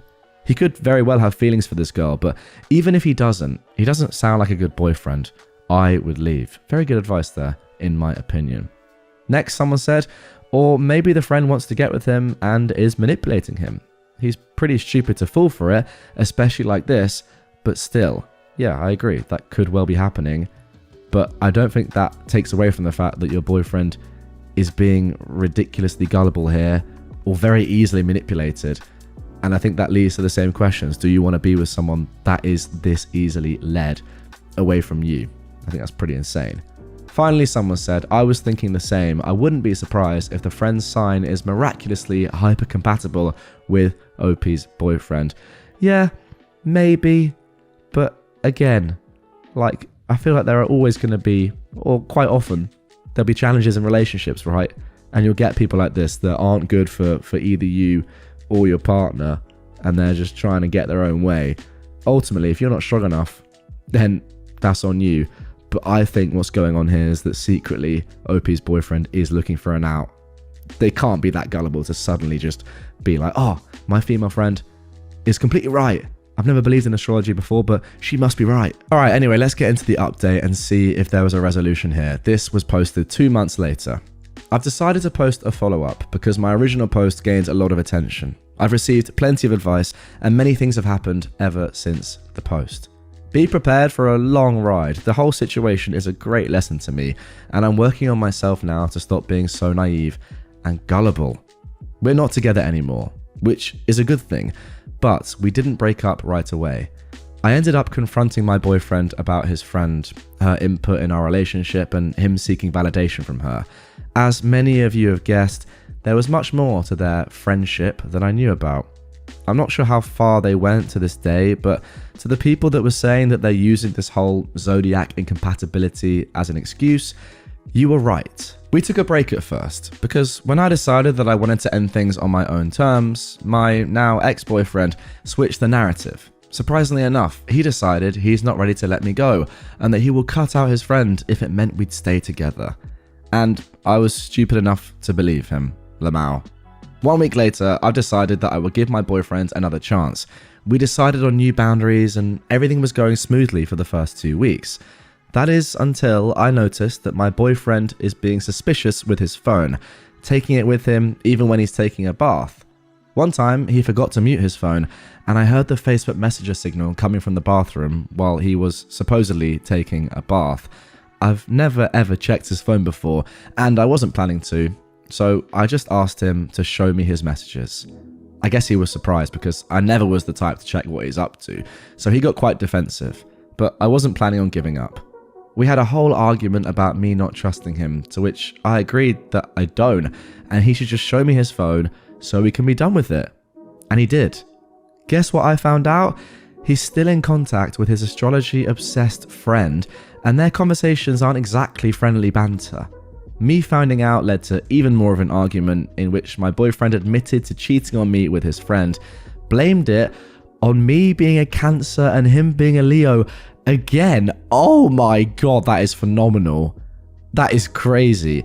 Then proceeded to tell me the only reason why he was fighting to stay with me is because, as a Cancer, I'm very, quote, homely, and living with me is great, but I don't give him the thrill that his Sagittarius friend is giving him. What have I just read? Very rarely am I gobsmacked these days on Reddit after over 7 years of doing this. Well, almost 7 years. It's coming up to 7 years. What? I mean, wow. So, yeah, I kicked him out. I'm on the lease anyways, and when he tried to argue to let him stay for a few days until he finds his own apartment, I told him that, as a Cancer, I'm not sure I can control my emotions and not murder him in his sleep. And that is how my ex became my ex. What I've learned from this is, 1. To avoid anyone who believes in astrology as a romantic partner, and 2. To be more wary of my future partner's friendships, as many things may not be what they seem. Oh my god. I feel like I just want to give a round of applause to this one. A few lines there, I'm going to have to just reread them because they are just so good. Your boyfriend, ex-boyfriend, blamed him cheating on you being a Cancer and him being a Leo. He blamed cheating on star signs. It's just incredible. Incredible. I've been just unbelievable. And he wants to stay with you because you're homely and living with you is great. Like, as in quotes from what a Cancer is supposed to be. How about you just make your own mind up after 2 years of being with somebody? Like, surely you have a better idea as to whether or not someone is homely and living with them is great after 2 years of living with someone than some random basic, I don't want to like get too harsh here, but like complete load of bull astrology zodiac rubbish. And I do want to say, I know that probably quite a few people watching this and listening to this are into their star signs and their zodiac. I'm not like completely rubbishing it, although I don't believe in it at all. So I sort of am. I do think in this situation, it's a completely ludicrous thing to break up with somebody because your star signs don't align. I mean, that is just absolutely ridiculous. Even more ridiculous is the fact that you can tell that your ex-boyfriend OP had no idea about zodiacs and star signs before this, and astrology was just not a thing. It's only become a thing because he was cheating on you. Let's be honest. Unbelievable. Great response from you as well, by the way, saying that as a Cancer, you're not sure you can control your emotions and you may murder him in the night. Just that is chef's kiss. That is phenomenal. Look, I'm not the biggest fan of star signs at all. I think it's a load of bull. And if you've listened and watched this far into the video, then you probably would have been able to guess that from knowing me well, is all I'd say, if you've been around on the channel for a while. Not my thing. Load of absolute trash, if you ask me, but especially in this scenario. Just absolutely ridiculous to blame cheating on a star sign. So elite. Anyway, guys, that is going to do it for this one. As I mentioned during that, it's not often that I get speechless on Reddit anymore, because I've seen a lot of stuff, and if you've been around for the last 6.5, 7 years, you would have heard a lot of stuff as well. That is right up there for me with one of the most ridiculous things I've read. That little short paragraph. Just insane. Thoroughly enjoyable. I, a 22-year-old woman, woke up in the middle of the night to find my best friend, also a 22-year-old woman, sleeping with my boyfriend, who was 24, in the living room. This was originally posted on April the 24th, 2019. I don't even know where to begin. My head is such a mess right now. So, my boyfriend John and I have been dating for 3 years, and at the beginning it was the most romantic love story. I met him when I was 18 and started dating him when I was 19, and the more I dated him, the more I saw a future with him. He would always put time and effort into me, take care of me, and go the extra mile to put a smile on my face. But things have changed since then, to say the least, after about 1.5 years of dating. It started with little things, like him not wanting to kiss me as much, or finding excuses to not hang out. We went from seeing each other every day to only hanging out maybe once or twice a week for 2 hours. I know he's got his own life, and I'm not trying to control him, but I wish he would make me feel a little more special, and maybe make an extra effort to see me. I should probably also mention that I suffer from depression and low self-esteem, and it's probably really hard on John when I'm in a bad state. I try not to, but sometimes I just can't help feeling so alone and in the dark. So, anyways, we were celebrating my best friend's, well, ex-best friend's now, birthday at my house last night with a bunch of friends, maybe about 20, and there was a fair bit of drinking. The reason she couldn't have a party at her house was because she shares her place with roommates, which was fine because I had no problem throwing her party at mine as long as she helped clean the house up in the morning. The night went alright, but I did notice that John and Sarah, my best friend, were getting a little too close, like him grabbing her from behind and spinning her around. But I just brushed it off because I never noticed anything before and we're all best friends. So after around midnight, everyone has left, and John, Sarah and I are just chilling in the lounge, laughing about our night together. And when I was ready for bed, I set up a mattress in the lounge for Sarah, and John told me he'd be in our bed soon. So I went to bed and I crashed alone. Maybe after a few hours, I woke up in the middle of the night desperately needing to pee. Now, I don't have a bathroom connected to my room, it's down the hall. So I slowly get up and realise that John isn't in our bed. So I went to walk down the hall when I start to hear like moaning noises, and I'm like, what the F? And I peek my head down the hall to see John and Sarah having sex. I know, I should have confronted them right there and then, but I couldn't. I just sneaked back into bed and cried silently. I didn't even have a chance to pee. So, now it's morning. John has snuck back into our bed and is acting like nothing's happened. I've lost a lifelong best friend and a boyfriend I put 3 years into. I don't even know how to confront them. I'm not even sure if I can confirm what I'd seen because we were all drinking. It's driving my insanity crazy. But the real kicker is that John and I haven't slept together in months, but he can sleep with her? I just feel so low. How can I confront them and even begin to process this? I don't want to lose John. We have our ups and downs, but he's everything to me. If anyone has ever been in this situation and has any advice, feel free to let me know. Just don't be too brutal. I think I already know what I have to do. Right, let's jump straight into the comments here and see if Redditors gave any good advice or not. Somebody said, "Unbelievable. I'm so sorry this happened to you. I would first sit down with John and just be straight up about what you saw and heard. There's no way he can lie or deny it without looking like an idiot. I would deal with Sarah afterwards. Dang snake. Honestly though, if it were me in this situation, I would cut them both off right after confronting them. No questions asked. What your friend and boyfriend did was beyond betrayal. There are no excuses, and I wouldn't even bother trying to hear them out." Yeah, very good advice. OP replied, "I'm thinking about doing this once Sarah leaves, which should hopefully be soon. I'm just hiding away in my room. I feel so pathetic." Wait, what? Is this like happening live? Oh my goodness me. So this is happening the morning after. OP's writing this on Reddit. Oh my goodness. This is like we're there in the room. Goodness me. Somebody else said, well, all I can say is leave. He cheated on you and broke your trust. You deserve better. Find someone who respects you. Now, OP replied to this saying, one thing I'm scared about leaving is that he has private photos of me and I'm afraid he will share them if I leave him in such an abrupt way. He can be that kind of petty person. I think I know his password. I'm going to try and delete the photos before I confront him with the excuse that I need to check my email or something like that. I'm just hoping they aren't backed up. But if something happens, I will definitely go to the police. Yeah, I mean, that is tough that would be a reason to not leave somebody. But, you know, if those photos do go anywhere, that is a very serious crime. But I do understand your concern. Finally, somebody said, you need to call both of them out and get out of the relationship ASAP. If he's willing to cheat on you in your house with what was supposed to be your best friend, he'll never change. And it also sounds like he's been pushing you away already anyways.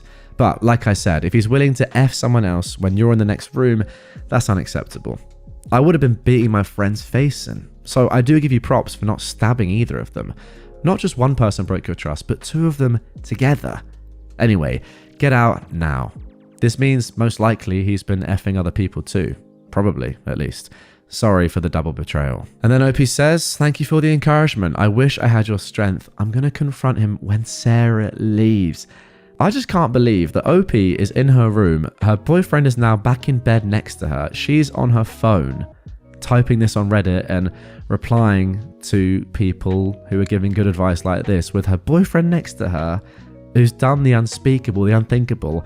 And Sarah is still there, probably asleep in the lounge, in the other room, on that same blow-up mattress that she had sex with your boyfriend on hours ago. Crazy. Okay, now the next day, on April 25th, OP gave us a little edit/update. She said, I used the excuse that I had to text my mum and ask what day we're hanging out. I don't have credit and John knows that, so he didn't suspect anything when I asked for his phone. I went through his phone and the evidence was pretty damning. They've been sleeping together for a while. I took screenshots of their conversations and sent it to my phone in case he tried to deny it. After all that, I confronted him when Sarah left. It was so hard to even get the words out. And you know what? He denied it. He told me that he loves me more than anything and would never do that, and that I should know that and to stop accusing him of such silly nonsense. That's when I told him I've seen all of his and Sarah's messages. At first, he still kept denying it, saying someone's hacked his accounts and he doesn't know what I'm talking about. But eventually he broke down crying, saying he loves me and doesn't want to lose me, but couldn't feel the spark anymore. And it was the biggest mistake of his life. He wants to make this work and push past this. Well, maybe he should have tried instead of sleeping with my best friend. So I told him to leave, and of course he doesn't know where his car keys are, and asks if it's okay to stay for a few hours when his best friend Mark gets off work so he can pick him up. It was so difficult to say no, but I did. I just wanted to be alone. I don't even know who he is anymore. He ended up finding his car keys and he's been calling and messaging me ever since. As for Sarah, I got a message from her saying this. I'm assuming that John gave her the heads up. I can't even explain how sorry I am. I never wanted to hurt you, and I don't know how this happened, but something grew between John and I can't deny that what we have is so intensely strong and real. I hope we can work for this, and I hope you can someday come to become okay with me and John being a couple. I wish you the best of luck, and when you're ready, please message me. Lots of love. So I don't know what to believe. John is telling me he wants to work through this, while Sarah is saying they're a couple. I'm now going to be ending it with John, and my mum is going to come meet with me and stay for a few days to make sure I'm okay. Thank you for all the advice, Reddit. And then a sad face to end. All right, let's jump into the comments on this one. Somebody said, quoting, I never wanted to hurt you, and I don't know how this happened, but something grew between John and I can't deny that what we have is so intensely strong and real. Yeah, so real. Oh my God, they say. Until one of them loses that spark and cheats on the other. This is how people act when they have no self-control or willpower. If you're losing the spark, you don't go and F other people. You try to work on your relationship, or you end it if you're not willing. OP said, yeah, exactly. He should have ended it with me months ago when he first felt something, for the snake at least. I no longer have any respect for either of them, and nor should you. Okay, now let's get into the second edit/update. OP says, first of all, I would like to thank everyone for your words of advice and support. I really appreciate all of that in a time like this. Some of you guys suggested that I send the messages that John sent me to Sarah. Me and my mum talked about it and how I might come off as spiteful and jealous, but I thought screw it. I don't owe you guys a time of day or respect, so I sent them to her. At first, she didn't respond and ignored it, but then replied, asking to meet up and discuss this. She is now playing the victim, saying she had no idea that John still wanted to pursue me and that we've both been played. God, that is so poor. So while you are having sex with your best friend's boyfriend, and you know what you're doing, you say, oh, he's playing us both. No, you're an idiot. Anyway, OP says, I have no idea if Sarah messaged John or what came of those messages. I honestly want nothing to do with them anymore.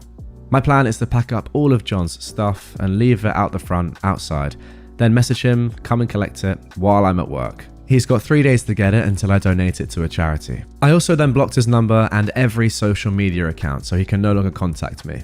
I've also removed his name from any shared responsibilities or accounts we have together, and any mail of his that is sent to my address will be returned to sender because I'm not putting up with any more of his trash. As for Sarah, I have no intention of keeping that snake as a best friend, but unfortunately we travel in the same friend group, so I'll just have to avoid any future gatherings that she is participating in. Luckily, I have friends that love me and will help me move through this. Thank you again for your support. And one final edit here, he picked up his stuff, loaded it into his car, and then showed up to my door. I told him to pick it up during my work hours, but of course he didn't have the decency to give me frickin' that. I'm so angry. Mum said that he tried to walk through the door and she told him to get lost and slammed the door in his face. I could hear him calling my name and it made me cry a little harder, but I just wish I could have had the satisfaction of watching him have the door slammed in his face. Just, what a piece of trash. And one final comment from OP before I give my thoughts on this. I spoke about it to 2 of my friends, and I'm assuming that everyone knows by now. I just don't have the mindset to really talk about it with them at the moment, but they understand. But as much as I hate her, I don't want the group to feel like they have to choose. Well, in my opinion, they absolutely should choose, and they should make the right decision, because if that was me, if I were you, OP, I would never want to see this ex-best friend ever again, and I would make it abundantly clear to all my friends that I'm not going to be in the same room as them ever. So if they want to see me, she can't be there, and then they should make the right decision because she did something horrible and you were just living your life. So I wouldn't want to be friends with someone that did stuff like this anyway. It doesn't even matter if I had to choose between one friend or the other. But yeah, I think they should choose, and you should make a decision. If you want to choose her, that's cool. I don't want to be friends with you anyway. I mean, it does just bring me back to the main point that I seem to always make when reading stories like this, which is I just don't understand why you don't break up with somebody if you don't like them or if you're tempted to cheat on someone else. Like, if you are tempted to cheat on somebody while you're still in a relationship with your girlfriend or your partner, that is actually fine. At that point, you should then say to yourself, okay, I'm having these sort of thoughts. Now I need to break up before I actually do something like that or emotionally cheat. Like, if you're thinking about other people, at that point, you should probably move on. Don't wait till you actually do it. Okay, that's probably come across as really bad. Like, thinking about cheating on somebody is not what I mean. I mean like thinking about being with somebody else or thinking about not being with your partner, or if the idea of like being with somebody else excites you, then I think at that point you probably need to have a look at yourself and think, am I willing to work on this, or am I done here? Not, can I get away with actually physically being with somebody else and then still having them sort of, as in my partner, sort of like be the main person, but then I'm actually having fun on the other side. Yeah, I just don't get how you get to that point. I'm probably going to get killed in the comments for saying that because I haven't worded that very well. But I think people would be lying to themselves if they said they'd never thought of being with somebody else while at the end of a relationship with your ex. It's just like you know you need to break up before you do that. Maybe. Kill me in the comments, I don't care. Actually, to be fair, I don't think I've ever actually thought that myself, so maybe I'm just chatting absolute wash, as I usually do. For me, actually, that didn't happen. I just knew it wasn't the right relationship for me, my last relationship. There we go. A lot of waffle, but that's why you subscribe. I mean, is that true? I do kind of remember still being in a relationship and thinking, that girl over there is very fit. And I was questioning whether I wanted to be in a relationship at the time or not. And at that moment, I thought to myself, okay, probably should end the relationship then, or at least really strongly consider it. Does that make me a bad person? Does that make me a really good guy? Just an honest guy? That's up to you. There we go. Anyway, guys, we're going to leave it there for this one. Just the one story today, but a lot of waffle at the end. And let me know in the comments down below, do you like the waffle? I feel like the more I do this, the more sort of, not vulnerable, but the more stories I tell, which I'm just not sure I should tell. I mean, even that last thing I said, there's no way I would have said that a couple of years ago. But let it fly. Let's just see what the people have to say about it. My sister made up a dead brother to her spouse and in-laws.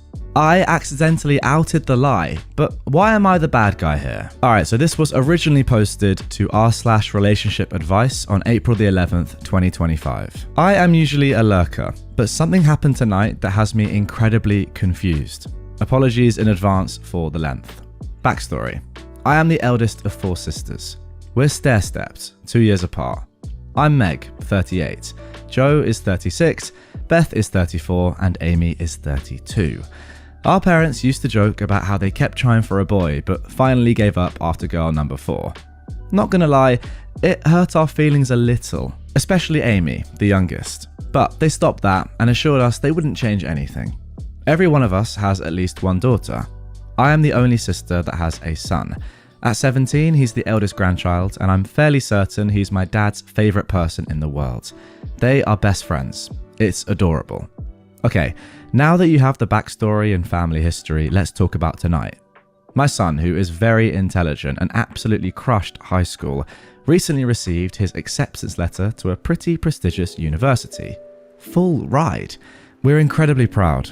My folks wanted to throw him a little congratulatory party, and tonight worked for all of our schedules, which is no small feat. 4 different families with 11 kids between them.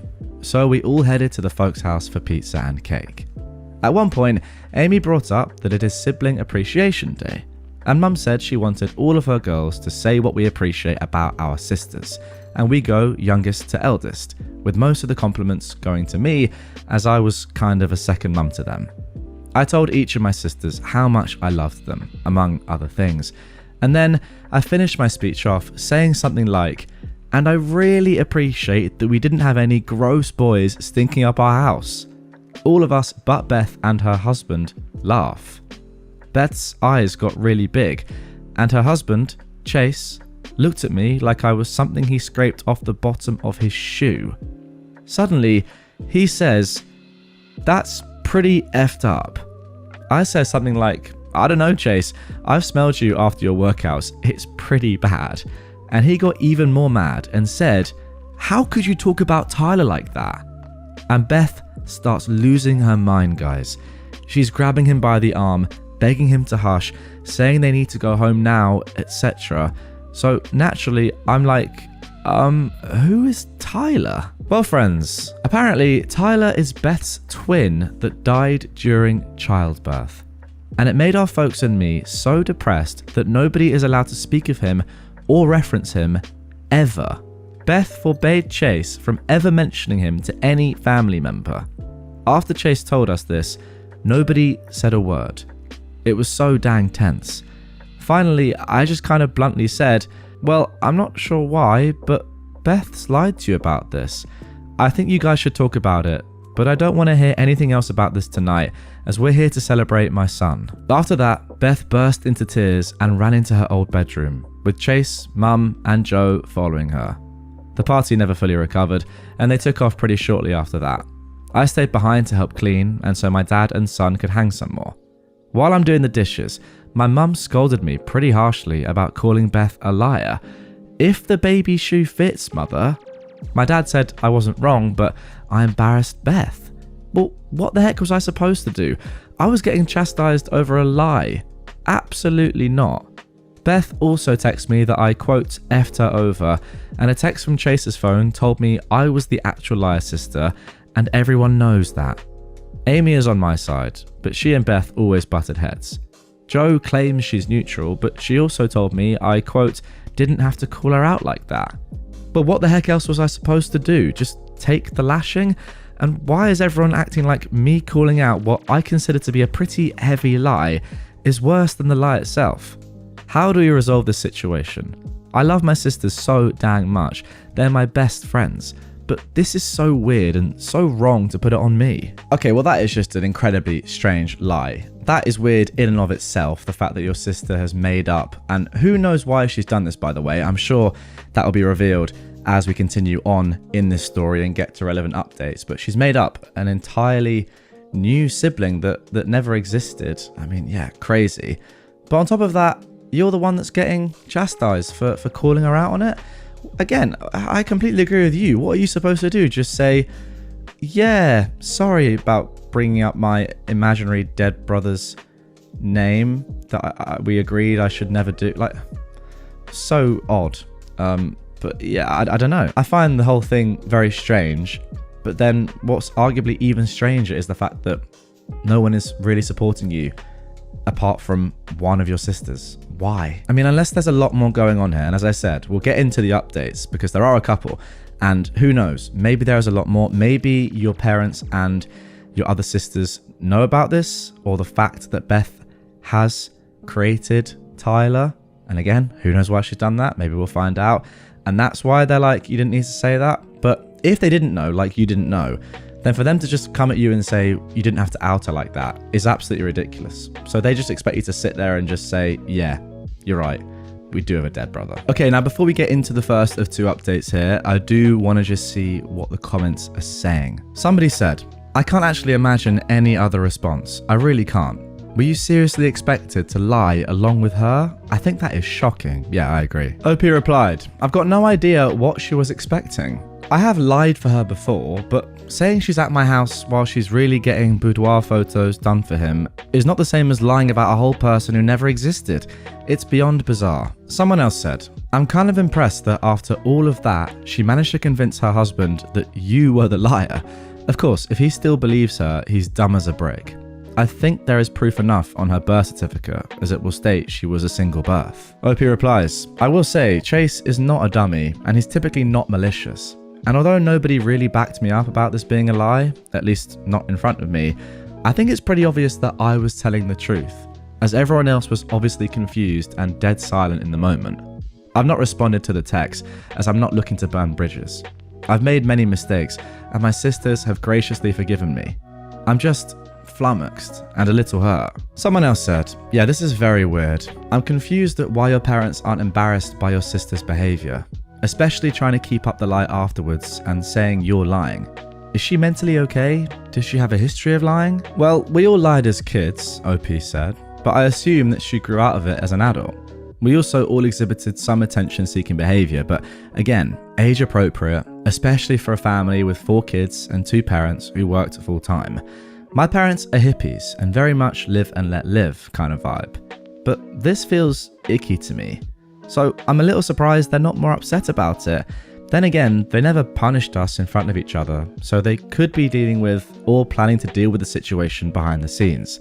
Either way, Beth is way too old to be making up dead sibling stories. You know, I think from your parents' perspective, I just am surprised at their sort of lack of reaction. Maybe they were just absolutely shocked, but think about it from their point of view. You've just realised that one of your daughters has made up the fact that you had a stillborn son, and she's been saying this for her entire relationship with her husband probably, and never told you about it. Like, that would just send me for a loop. That is just so weird. I don't know how I'd even begin to unpack that. Okay, just checked, not stillborn, but died during childbirth. Whatever, doesn't really matter. It's still just effed up. Someone else said, your sister dug herself a weird hole. She's now mad that she has to dig her way out of it and is placing that anger on you for accidentally handing her the shovel. If she wants to blame anyone for being caught in a lie, she can look in the mirror. So, how do you fix it? Well, your sister has to pull her head out of her butt and apologize for putting you all in that position. And then you can think about apologizing for being, quote, blunt about it. But to be honest, I don't feel you did anything wrong exactly here. You had no idea what was going on. Why were you being accused of being a bad person? You literally just wanted the focus back on your son's achievements. It's not like you accidentally spilled a secret you were supposed to keep. Your sister created this entire mess and should probably explain to you guys why she did it. OP said, I appreciate your input and kind words. I don't like drama, so I find it best to just kind of stop it in its tracks. And my son, we recently got an autism diagnosis, what was formerly referred to as Asperger's, and it's messed with his head a little. He's always been so bad socially and really struggled making friends. As a result, his cousins got the bulk of the attention. He was really proud of himself, and I wanted him to remember this little get-together because it was all about him for once. Someone else was a little more harsh on OP's sister, saying, your sister is a freak weirdo making up a dead twin for what? Sympathy? Attention? She effed up and everyone knows it. Why anyone would want to cover up her lie is beyond me. She made her bed.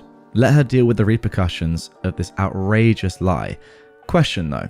Did or have your parents try to set the record straight with her idiot husband, or are they staying silent about this alleged twin baby that never existed?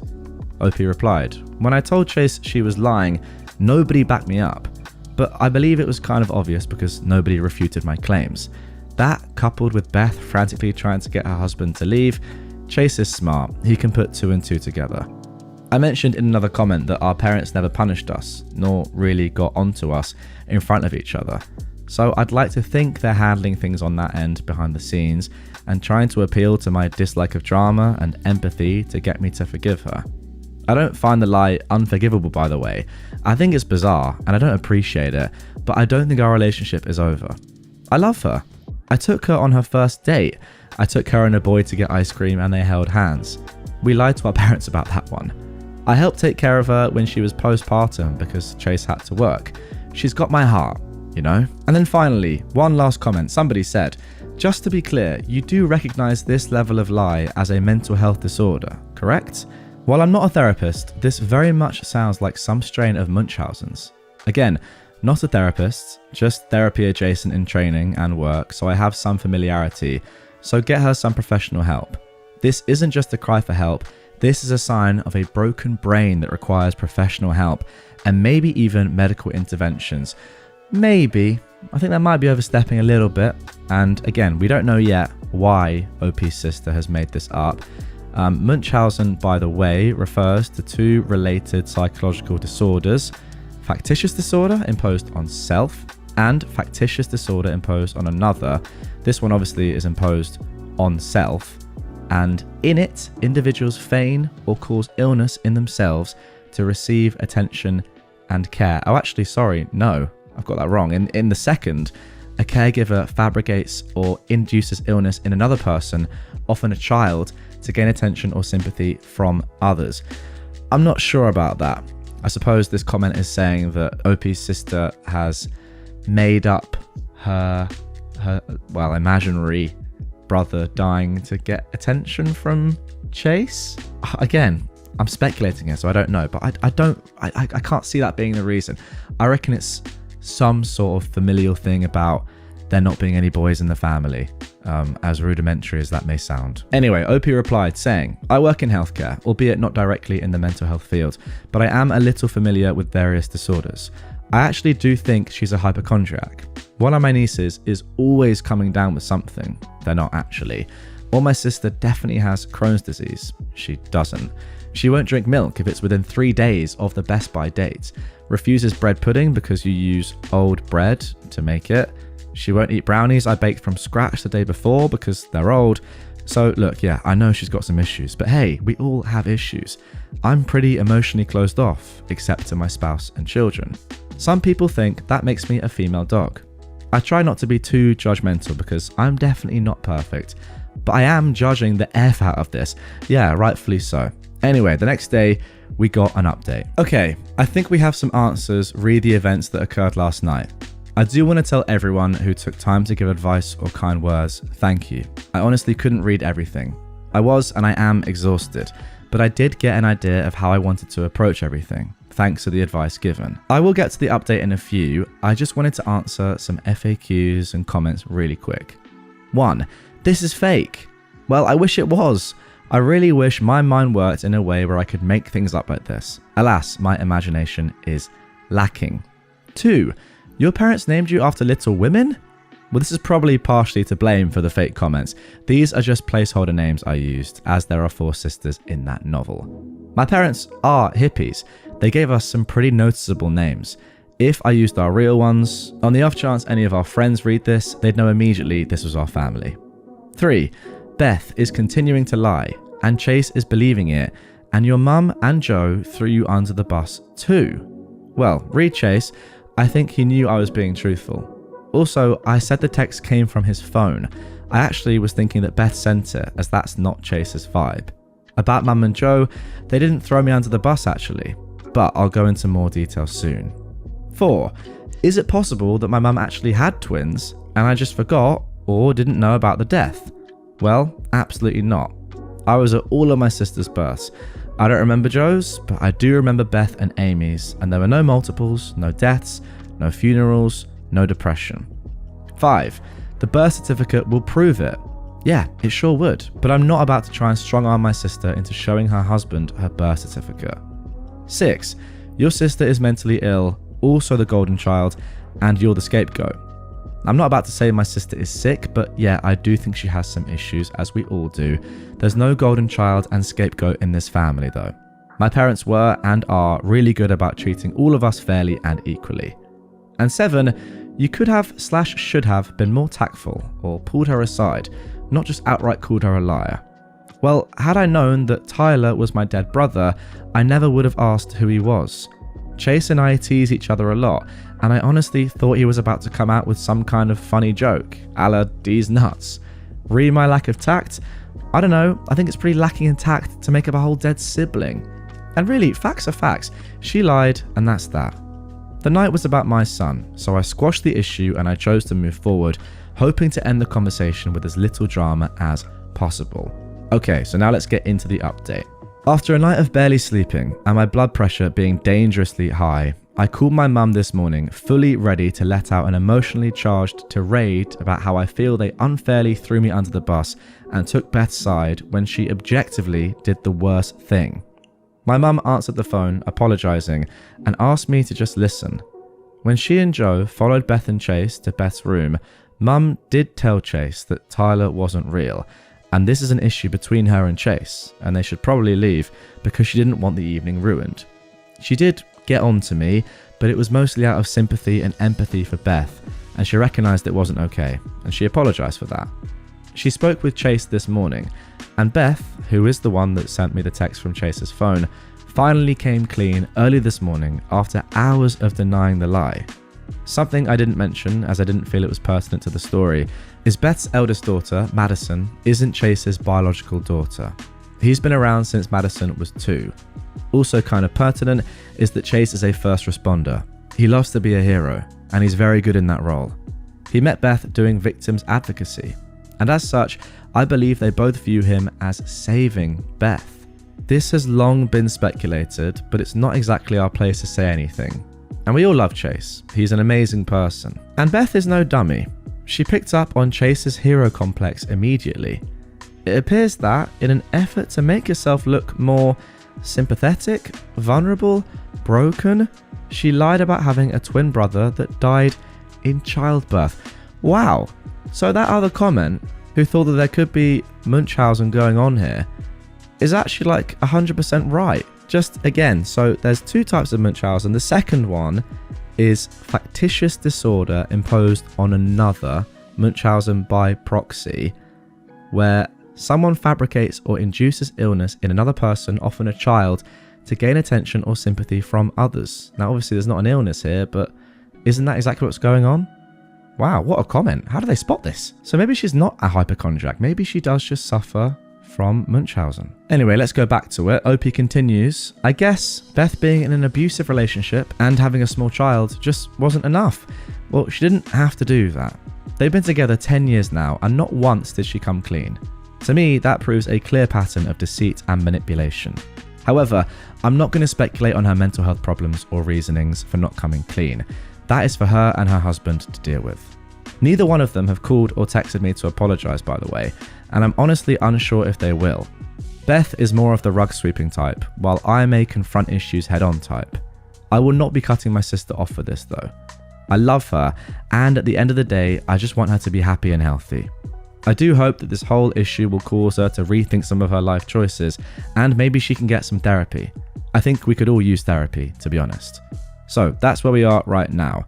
My mum did not offer any information about how Beth and Chase are doing, and I didn't ask. It's not my business.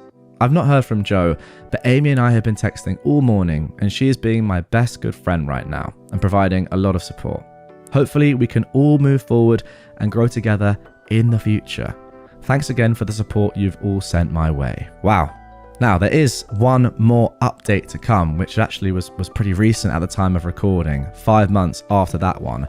But let's firstly just read a couple of comments quickly that were written underneath that update. Someone said, "I'm glad your mother apologised, but your sister really owes you and the entire family an apology. This was a really selfish and weird thing to do. She also owes Chase and his family an apology. I hope she gets some help for this. Good luck." Yeah, because, I don't know, would this have come up with Chase's parents? Maybe, I don't know. I mean, she's sort of sworn Chase to secrecy with her family, your family, OP, but is this something that has been talked about with Chase's family? I would actually say it probably is. I mean, ridiculous, but yeah. Someone else said, "Your sister could probably benefit from therapy. I will never understand why people think it's a good idea to lie about something that's so easily disproven. Don't lie about anything, and you won't have situations blow up like this.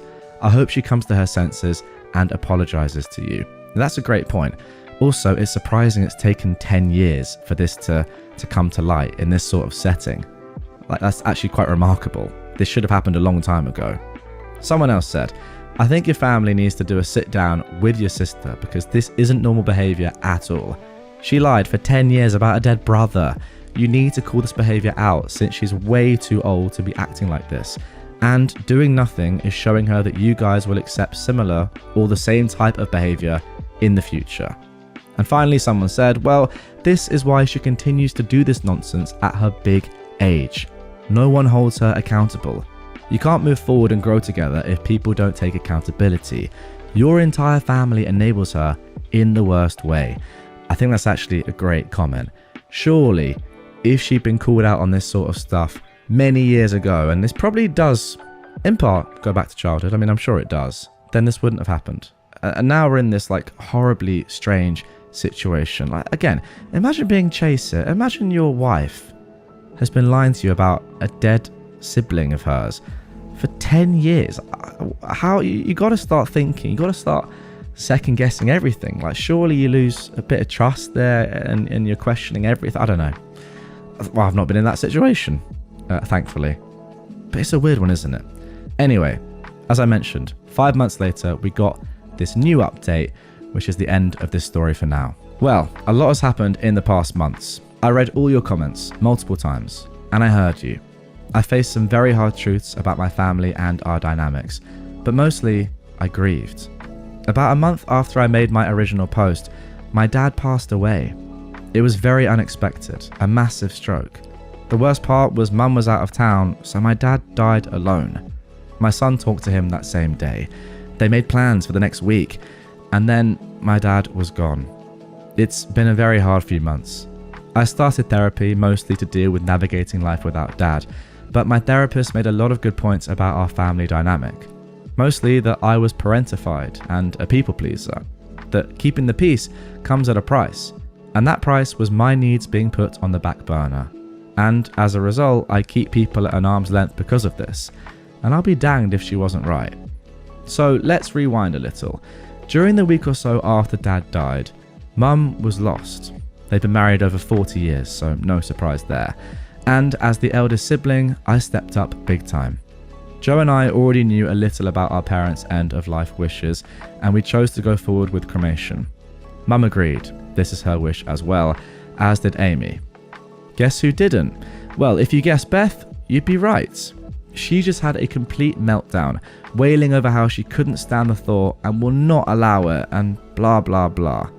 This is probably the first instance of me shutting her butt down.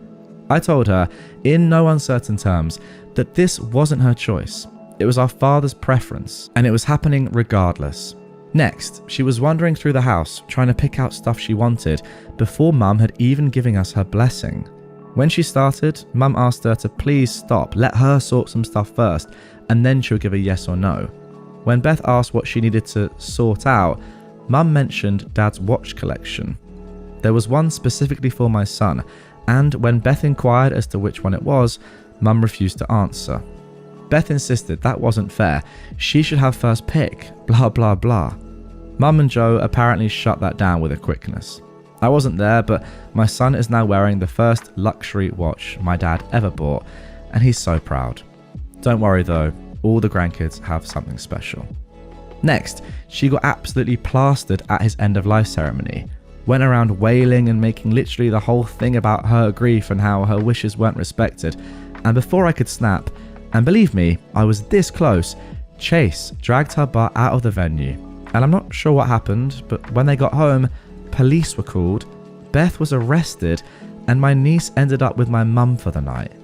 My brother-in-law did have some bruises to back him up. Despite Beth calling us, nobody bailed her out. We're just done with it. She did get released on her own recognizance and only ended up with some community service and a fine. Chase was more than willing to do therapy with her, but she started drinking even more and, as a result, is being more aggressive with both him and the kids. There was another situation, and long story short, Chase is divorcing her and petitioning for full custody. He's asked us to write letters on his behalf, and I believe that all of us are going to do so.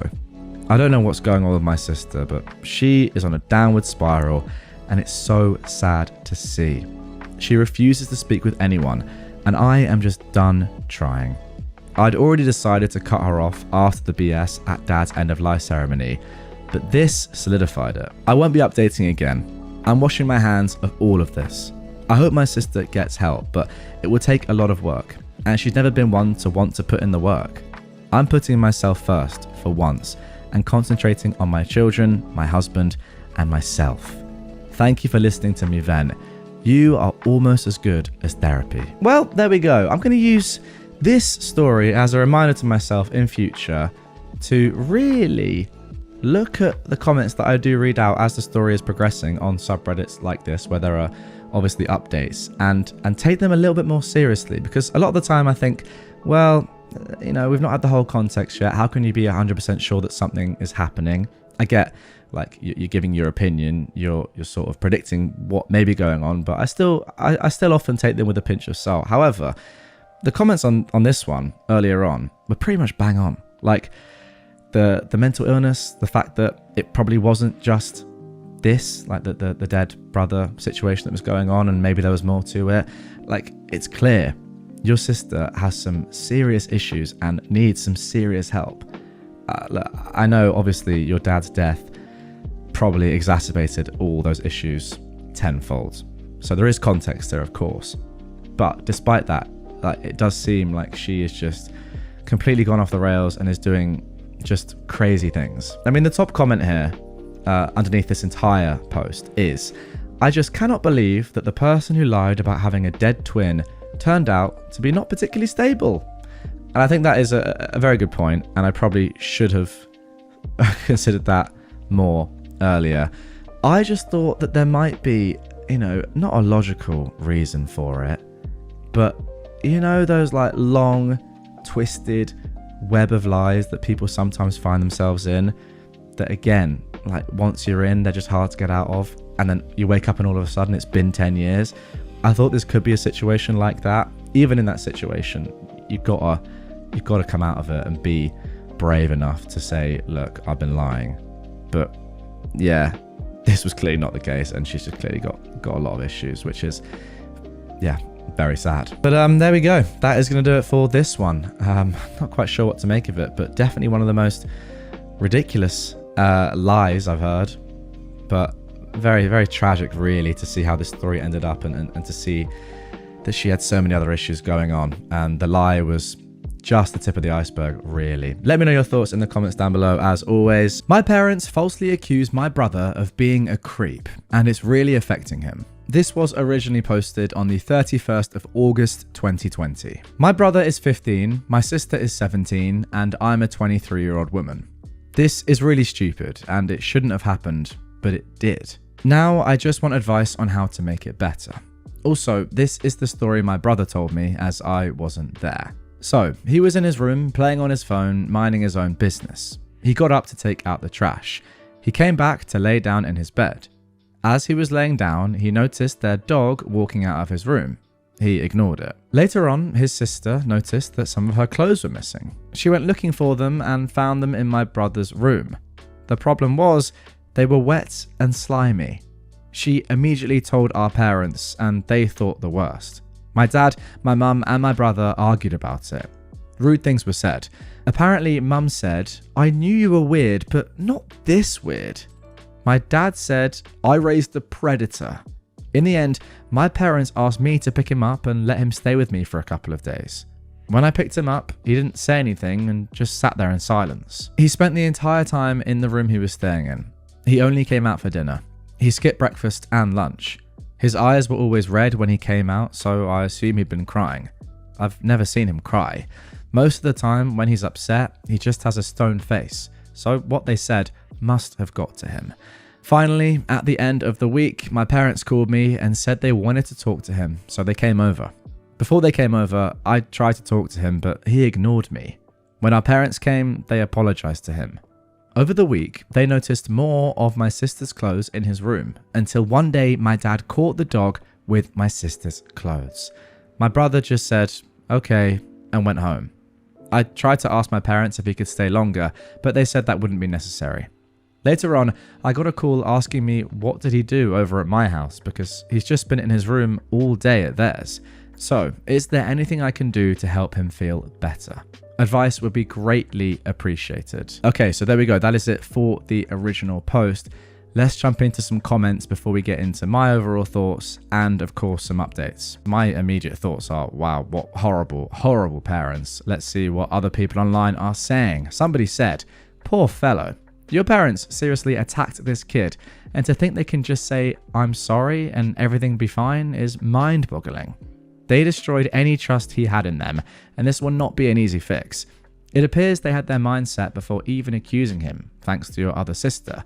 Yeah, he probably doesn't have much use for her either right now. Your brother needs space and time to heal. Being at home and being made to interact with this right now is punishment, even though they're his parents and sister. If I were you, I'd tell my parents what they did was inexcusable. I'd talk to him one-on-one and see if he wanted to stay with you for a few weeks. He's 15. Being accused of creeping on his sister would really put a dent in his self-esteem and self-worth. He needs time to heal. I'd also tell him that you're there for him no matter what. He'll eventually seek affirmation that he's not the weirdo he was labelled. Be there for him. I mean, seriously, imagine your mum saying to you, 'I knew you were weird, but not this weird.' What the heck? You can't come back from that. Even though she now knows it wasn't you, she still outright called you really weird. It's insane." As for your parents, the commenter continues, "Good grief. They need counselling, and your sister probably does too. They made their beds by striking him down so harshly. Now they'll have to deal with it a while. It's tough being a 15-year-old kid without these accusations. He really got put behind the 8 ball with this situation. I hope for the best for him." OP replied to this, saying, "Yeah, you know what? I actually did tell my parents that it was effed up, but they don't see it though. They tried to pass it off as they were just upset in the moment, but I wasn't buying it. And sadly, he's ignoring my calls and texts. I'm thinking about just driving to see him though. And if he wants, he could stay with me for a while. I'm with him. I don't really know why they went all in on him. There has to be something larger happening if they can say all those things and not care how he feels. I don't know, but they do need some help too."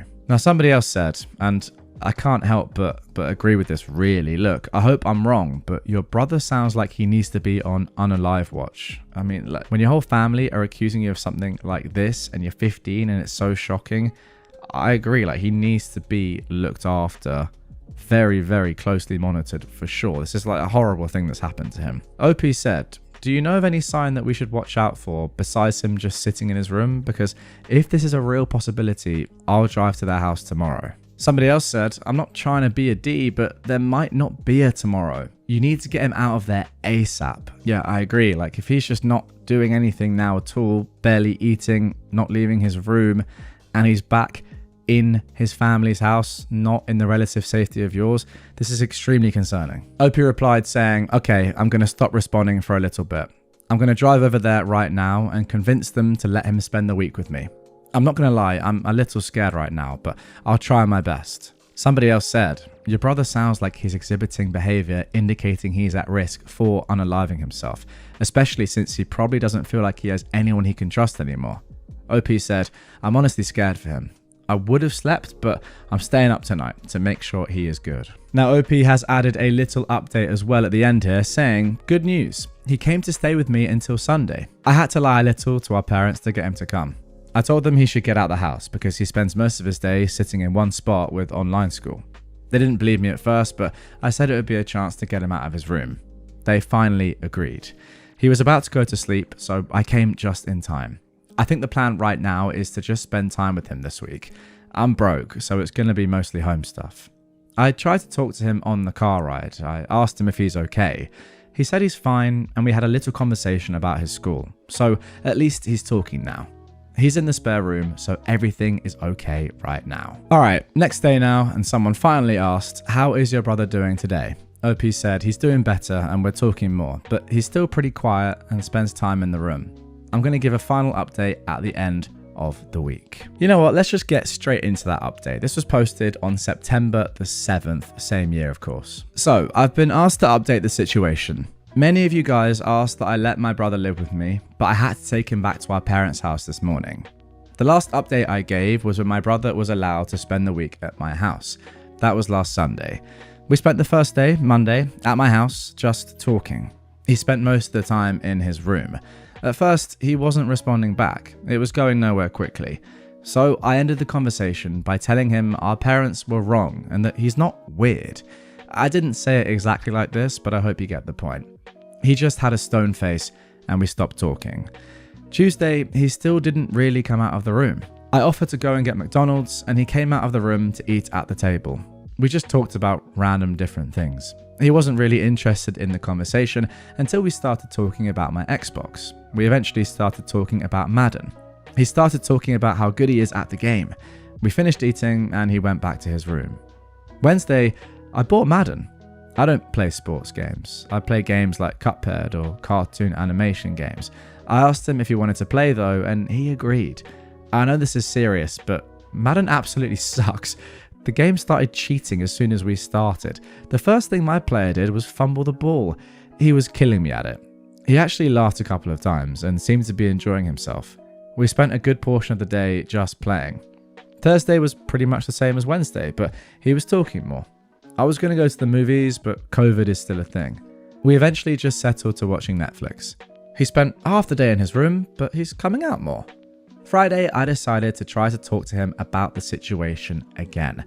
I pretty much told him I would talk to our parents to get them to understand why he was hurt by it. I also took the advice of seeing if he wanted to talk to a professional. He asked me not to ask him about it. He said it would just be better if nobody brought it up again. I was a little shocked, but there's not much I could do. We then decided to go to a walking trail. At first, he didn't want to, but I convinced him to come. We just spent more time talking. This also made me realize that I should talk to my siblings more often. He seemed happier. Saturday or yesterday was pretty much us just talking again. We decided instead of Madden to just play random games I had. I don't have a lot, but I think he had a good time. When it was dinner time, he got kind of quiet again. I asked him what was wrong. He said he wasn't ready to go back home yet. I didn't know what to say. I asked him if he wanted me to talk to our parents to see what we could do. He just said no again. I pretty much told him he could come to my house anytime he wanted to. That leads us to today. He is back at his house. I was going to talk to our parents, but I assumed he had a reason for not wanting me to talk to them. I know you guys said something about getting him a therapist, but he said no to the idea. I did call my sister to see how she is doing. She said she tried to apologize to my brother, but he ignored her. I don't know what's happening with that, but one thing at a time. And that is pretty much how the week went. Overall, he seemed much happier than he was last week. I texted him and he wants to come back over sometime next week. I'm going to be honest with you guys. I have no idea what the F I'm doing. I'm only 23, still trying to get my life together. I'm a firefighter, so I'm just glad that we get a lot of vacation time, or else I'd have to work. I know people are thinking if you're a firefighter, you should know what to do, and why did you ask what the signs of depression are, etc. I was never trained on how to deal with somebody actively showing these signs of depression. I was trained to help somebody who's in the process of trying to unalive themselves, and that training wasn't that good.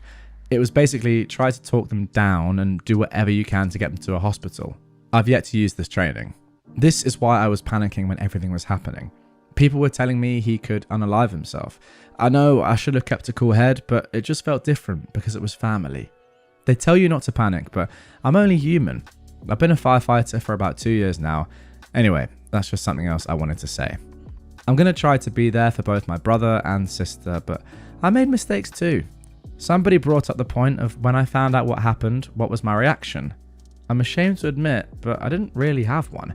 I thought he was going to get over it and everything would be alright. I only started caring when I realised that he wasn't acting like his normal self. That's when I realised the impact of what they said and how effed up this all really is. So to the person who brought up this point, thank you. This showed me that no matter how great my actions are looking in front of random strangers, the truth is that I have a similar mindset to my parents. I don't think he's weird, but I guess my time spent around them made me desensitized to the things they say. I don't know. I'm going to work to change that because it's not right. So to everybody, thank you for the advice you've given. I see the mistake I've made and I'm 100% behind changing myself and being behind my brother. Wow, OP being pretty harsh on herself there, in my opinion. Let's round things off with some comments before I get into my thoughts. Somebody said, "You're a great sister, OP." I would try to invite him over often, more so than just extending one forever open invitation. It'll make him feel more wanted. I'll definitely try to keep hanging out with him and invite him over more often, OP said. I'm also going to try to hang out with my sister more. I'm just going to try and have a better relationship with both of them. Yeah, maybe not your parents though, because those guys are ridiculous. Somebody else said, and quoted OP, "I have no idea what the F I'm doing." Well, actually, it sounds like you do to me. You care about your brother. That's all that needs to be done. Have you thought about introducing your brother to your pals at the station? Maybe give him a tour? OP said, "When I graduated fire school, we had like a family day. We brought our family to where we did our training for fire school. So they all know my brother, sister, and parents." Well, that sounds like a great idea then. And then finally, somebody said, "Whoa, a firefighter at 23. Isn't it hard to get in?" Well, not really. I know an 18-year-old in fire school right now. If you apply to the right county, almost everybody gets it. However, out of a class of 100, you'll notice only about 10 to 15 people will pass the entire thing. Actually, guys, before I get into my thoughts on the story, just a quick announcement from me for you engaged listeners, viewers watching right now. If you've listened to the entirety of this story and you're still here right now, this message is for you, so pay attention. You may not have heard me talk about this the other day, but I have started moving over some of my Reddit content onto my other channel, my second channel, Redditor Extra, namely the shorter episodes, much like this one, to have them over on that channel instead, which is much smaller, but I think it might be a better place to have the shorter episodes, the non-3 hour long Reddit Stories to Sleep 2 episodes. And that channel has over 5,000 subscribers now, so thank you so much for those of you that have already come across. There are 3 episodes on that channel, 3 separate Reddit stories, my normal sort of content, but over there, and importantly, they're not on here. So you will not find those stories on my main channel anywhere. They're not in any compilation, not in any one-off video. They're only over there. So if you want to listen to those and you're a fan of the shorter stories, please do go ahead and click the link in the description, or it will be on the end screen. You'll be able to click one of the 3 videos when we get to the end screen of this episode. It doesn't mean, by the way, that I'm not going to be making videos like this one on this channel. It's just that I want to transition to having the shorter videos on my second channel and keeping this channel mainly for the longer videos. And I think that will help both channels. So yeah, the best thing to do if you want to see both is just subscribe to both with notifications on. But yeah, if you don't want to miss any stuff from me, you need to go over to Redditor Extra, just type that in or click the link in the description. Anyway, I'll give my thoughts on the story now. It's just a very, very sad story. I don't really blame your sister for this, by the way. I don't think she actually did anything wrong, did she? I know that OP mentioned about maybe her sister should have some professional help as well, but did she do anything? Like, she told your parents that she found her, whatever it was, clothes, wet and slimy in her brother's room. I don't think she's done anything wrong there. She's not said, oh my god, my brother's a creep. Maybe she did, but whatever. She is 17. I don't think it's up to her to make the decision of, you know, like familial disputes like that. However, like, you have a dog. That's the main issue I have with all of this. How do your parents not understand that it's pretty likely that a dog is going to pick up someone's clothes if they're not put away, and then obviously they're going to be wet? Like, it's just a coincidence, obviously, that the clothes were your sister's and they happened to be taken into your brother's room by your dog. How do you not think, oh, actually, maybe my son's not a creep, and, oh yeah, we have a dog who has a mouth. Also, maybe the dog's just a creep. Like, who's thinking about this? Okay, have a word with the dog. Get the dog to go and live with OP for a bit. And get the dog not to leave its room either. But no, just absolutely ridiculous response to a pretty obvious thing. Even if it doesn't immediately come to your mind that you have a dog and that this could have happened because of your dog, surely you'd have a conversation with your son first rather than going, I knew you were weird, but not that weird. And then just, yeah, causing him to go into a depression. Like, it's just actually insane. I found out that my younger sister was sent away to a religious camp for her sexuality by my evangelical parents, who lied and took money from me, I believe, to fund it. I am furious. I posted a thing here 2 years ago that helped me with an uncomfortable situation involving a boss at work, and it helped me save a good friendship and my job. So hopefully you guys can help me again with a much, much more serious situation. Now, this was actually originally posted to r/legal advice. I don't remember that account, so I've made a new one. I need to give a little background to explain the situation. I work as a computer engineer and live away from my parents. I moved out when I was 18, not because we had a particularly distant relationship, but because I was very hungry for independence and I didn't want to go to college like they wanted me to. I fell in love with programming and got a job a month after I graduated, and I've done that since. I'm extremely frugal and I now make about $70,000 a year after taxes. Go Mr. Money Moustache. Both my parents are in traditional white-collar jobs that make significantly more money than I do, and they are horrific with money. When I was growing up, my parents were semi-religious, church on Easter and Christmas type of deal, and not particularly invested in it or politics. Somewhere in the last 3 or 4 years, they became interested. And in the last year in particular, regarding the last election especially, they've become some of the most religious and over-focused political people I've ever seen. I've tried distancing myself from this by refusing to talk about these issues over the phone at all. I couldn't disagree more with them. I think they have some very hateful views, but I've chosen not to engage them on it. Growing up, I was not close to my younger sister, mainly because of our age gap. However, she's grown up and is very pleasant to speak to. We've spoken on the phone daily. I speak to mum and dad much less frequently since she was around 14. I've not been exposed to too much of this because I intentionally tell both sides I don't want to talk about their drama, although I'm generally clear with my sister that I agree with her, but I don't want to badmouth her parents. My sister is a lesbian, which I have no issue with whatsoever, and my parents do not, or did not, know, and would immediately be against it if they did. We talked about this quite often. My sister also has political views completely at odds with my parents.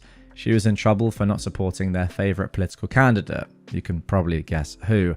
But I encouraged her to swallow it and suck it up at home for her safety and sanity. She mentioned a few times in the last 2 months about wanting to come out to them, and I highly, highly discouraged it. I've heard both of my parents approve of a pastor who disowned his gay son and similar stories. I didn't want them to do that to her. I've offered to let her live with me when she turns 18, but I imagined that being in the future. I made her promise not to do that, and she did. On her 16th birthday though, she came out to them. I was a little angry with her over the phone. I didn't curse or scream or anything, but I was annoyed, but with sympathy for her position. I did chide her a bit, which I acknowledge was dumb. She was extremely mad at me and didn't call me for 4 days, which was a long time for us not to speak. We spoke afterwards and I was much better, but things weren't going well. They didn't kick her out, but they weren't speaking to her at all. Literally, she was screaming at them and they would just quietly go into their rooms, not saying a word. I offered to speak to them for her and she begged me not to, so I didn't, against my better judgment. My dad, a week later, called me over the phone. He said that he was sick and needed emergency money to have a procedure. He begged me not to tell mum or my sister. He needed about 20 grand. I'd refused the money in the past for a car loan and made it clear that I wasn't giving them money, but I did for this. Cautious, but ultimately trusting him not to lie about his own potential death. Yeah, I disagreed with him about a lot of things, but he'd always been so steadfast about the importance of honesty. The thought of him lying about something like that seems ridiculous, and I felt guilty for even thinking that. About another week after that, my sister stopped calling me. I thought she was mad again for some reason, but she didn't answer at all. I was worried. I called my parents and I asked about her after about a week, and they said she was being moody. I thought they thought I didn't know about her sexuality or what was going on. I checked my Facebook that night and I read a days-old message from one of her friends that explained that she had been trying to reach me and that my sister was taken from her house into a van and driven off by men in a program with her and my parents there before kicking the friend out of the house. Her friend visited my parents' house several times and they eventually told her they sent her to a religious program. She didn't get the name. I called up my father and he denied it twice before admitting it after a long talk. I was so angry. They seriously have these religious camps that parents can send teens to anytime without committing a crime forever. I didn't think it had anything to do with the money, but I looked it up after that and found out that these programs are generally very expensive. I called him up again and he admitted that's where the money went. I demanded that he let her out and he told me it was his money. I told him I'd never speak to him again and he just ignored me. I've tried calling him up every few hours for the last several days when I found out, and they ignore almost all of my calls. He intentionally didn't tell me the name of the facility or camp, but I've done reading and these are almost always dangerous places. I don't even know if she is in the US anymore. People die and get brainwashed at these places. I feel so guilty for giving them the ability to do this. I don't know the name of the camp and I did technically give them the money. My only recourse at this point is to go to tell everyone in the neighborhood what they did. I saw a Facebook post they made about sending my sister to a snooty Christian boarding school, and that is not what they did. I called the school they posted and she isn't going there. They're very connected to the church/suburban town community, and I think it would threaten them to have their image splattered with the truth. I would completely disown them now if it wouldn't completely destroy my chances of getting her out. I'm at a loss. Please help me. Wow. Okay, so there we go for the first post, and wow, what a start. Before I give my thoughts and jump into the comments though, I do just want to mention something very important for you guys watching right now, my engaged core audience. If you are watching this video on YouTube, you are one of those people. So listen to what I have to say next because you're going to find it very interesting. I want to trial something. So the next video I make will not be posted on this channel. It's going to be posted on my second channel called Redditor Extra. I'll show it on screen right now. There'll be a link down below in the description and the pinned comment. And tomorrow, I'm going to be posting a video on that channel on Redditor Extra, and it's not going to be posted on here. It's going to be a typical Redditor video, the ones that you know and love, but I'm going to post it on that channel and not on here. Now, to explain why I'm doing that, it's just an experiment, but I do want to see if a shorter video, so not a 3-hour movie length video, will perform better on another channel. So that's the reason I'm doing it. It's just an experiment, and also if you're listening on a podcast platform, nothing will change for you. Everything is still going to be in the same place. On YouTube though, if you want to catch tomorrow's video, then yeah, subscribe to the other channel, Redditor Extra. I'll leave a link as I said down below. Turn notifications on that as well. The thumbnail will be the same. It will all look the same. It will just be posted on a different channel. So if you don't want to miss that, and if you are one of my key viewers that watches every single day, you are the sort of person that I want to bring with me to the other channel and really sort of build a super engaged audience over there. I'm just trying things out. So come with me, link down below, subscribe to that channel, and I'll see you over there tomorrow with a video just like this one. But if you don't go over there, you may not see the video. So I'm giving you a warning. Go over there and subscribe. I'm just testing things out, really, to see if the video will perform better, reach a more suitable audience over on that channel rather than on this one, which has been around now for what, almost 7 years, and has had loads of different iterations of content, loads of different audiences throughout COVID, etc. So just trialing it out, and we'll see what happens. But one last time, if you want to watch tomorrow's video, it will not be posted on this channel. It will be on Redditor Extra. Go and subscribe. Okay then, let's get into the comments on this one. Somebody said, this is very, very difficult. Remember guys, this was posted on r/legal advice at first. So the comments, the help is going to be with that in mind. They say, under the law in most of the US and most of the world, parents have a right to decide how to raise their minor children. There are some facilities for brainwashing people out of being gay, which are so horrific that I have little better terms to describe them other than torture. In fact, a couple of US states have actually passed laws against these places, but that doesn't help much because parents have a right to send their children to someplace else that doesn't have such a restriction. There's very little you can do about it, legally. On the other hand, there is a major legal issue where you do have leverage. From your description, it sounds like there is a plausible argument that your father committed fraud to scam you out of $20,000. If you pursued this, there's a decent chance that you could get law enforcement involved, and it is not impossible that your father could be convicted of a felony for such a fraud. You certainly could sue to get the money back, and could probably get a judgment to garnish his wages, seize his bank accounts, and so forth until you've been repaid. The most obvious thing to do would be, quote, Dad, pull my sister out of that program and either let her live with you unmolested or else send her to live with me. If you don't, then I'll press charges and get you thrown in prison for fraud. Now, don't do that though, because that would be blackmail. At least I think it would, depending on the exact wording. With a very careful approach, it may be possible, depending on the exact details of the laws on blackmail in your state, which I do not know well enough to advise you on, to get that same message across without actually committing blackmail. If I were to do such a thing, I'd probably find a lawyer who could help me figure out how to use this without committing a felony of your own. Because if I understand you correctly, you're not happy about the $20,000, but your real concern is for your sister. My heart goes out to you and her, and I wish you the best of fortune and a successful outcome. What a great comment. Oprah replied, saying, it's worth mentioning that I do have 2 texts of him mentioning the need for money for the emergency and a short voicemail of him thanking me for the money. I don't know whether that would constitute proof or not, but I assume so.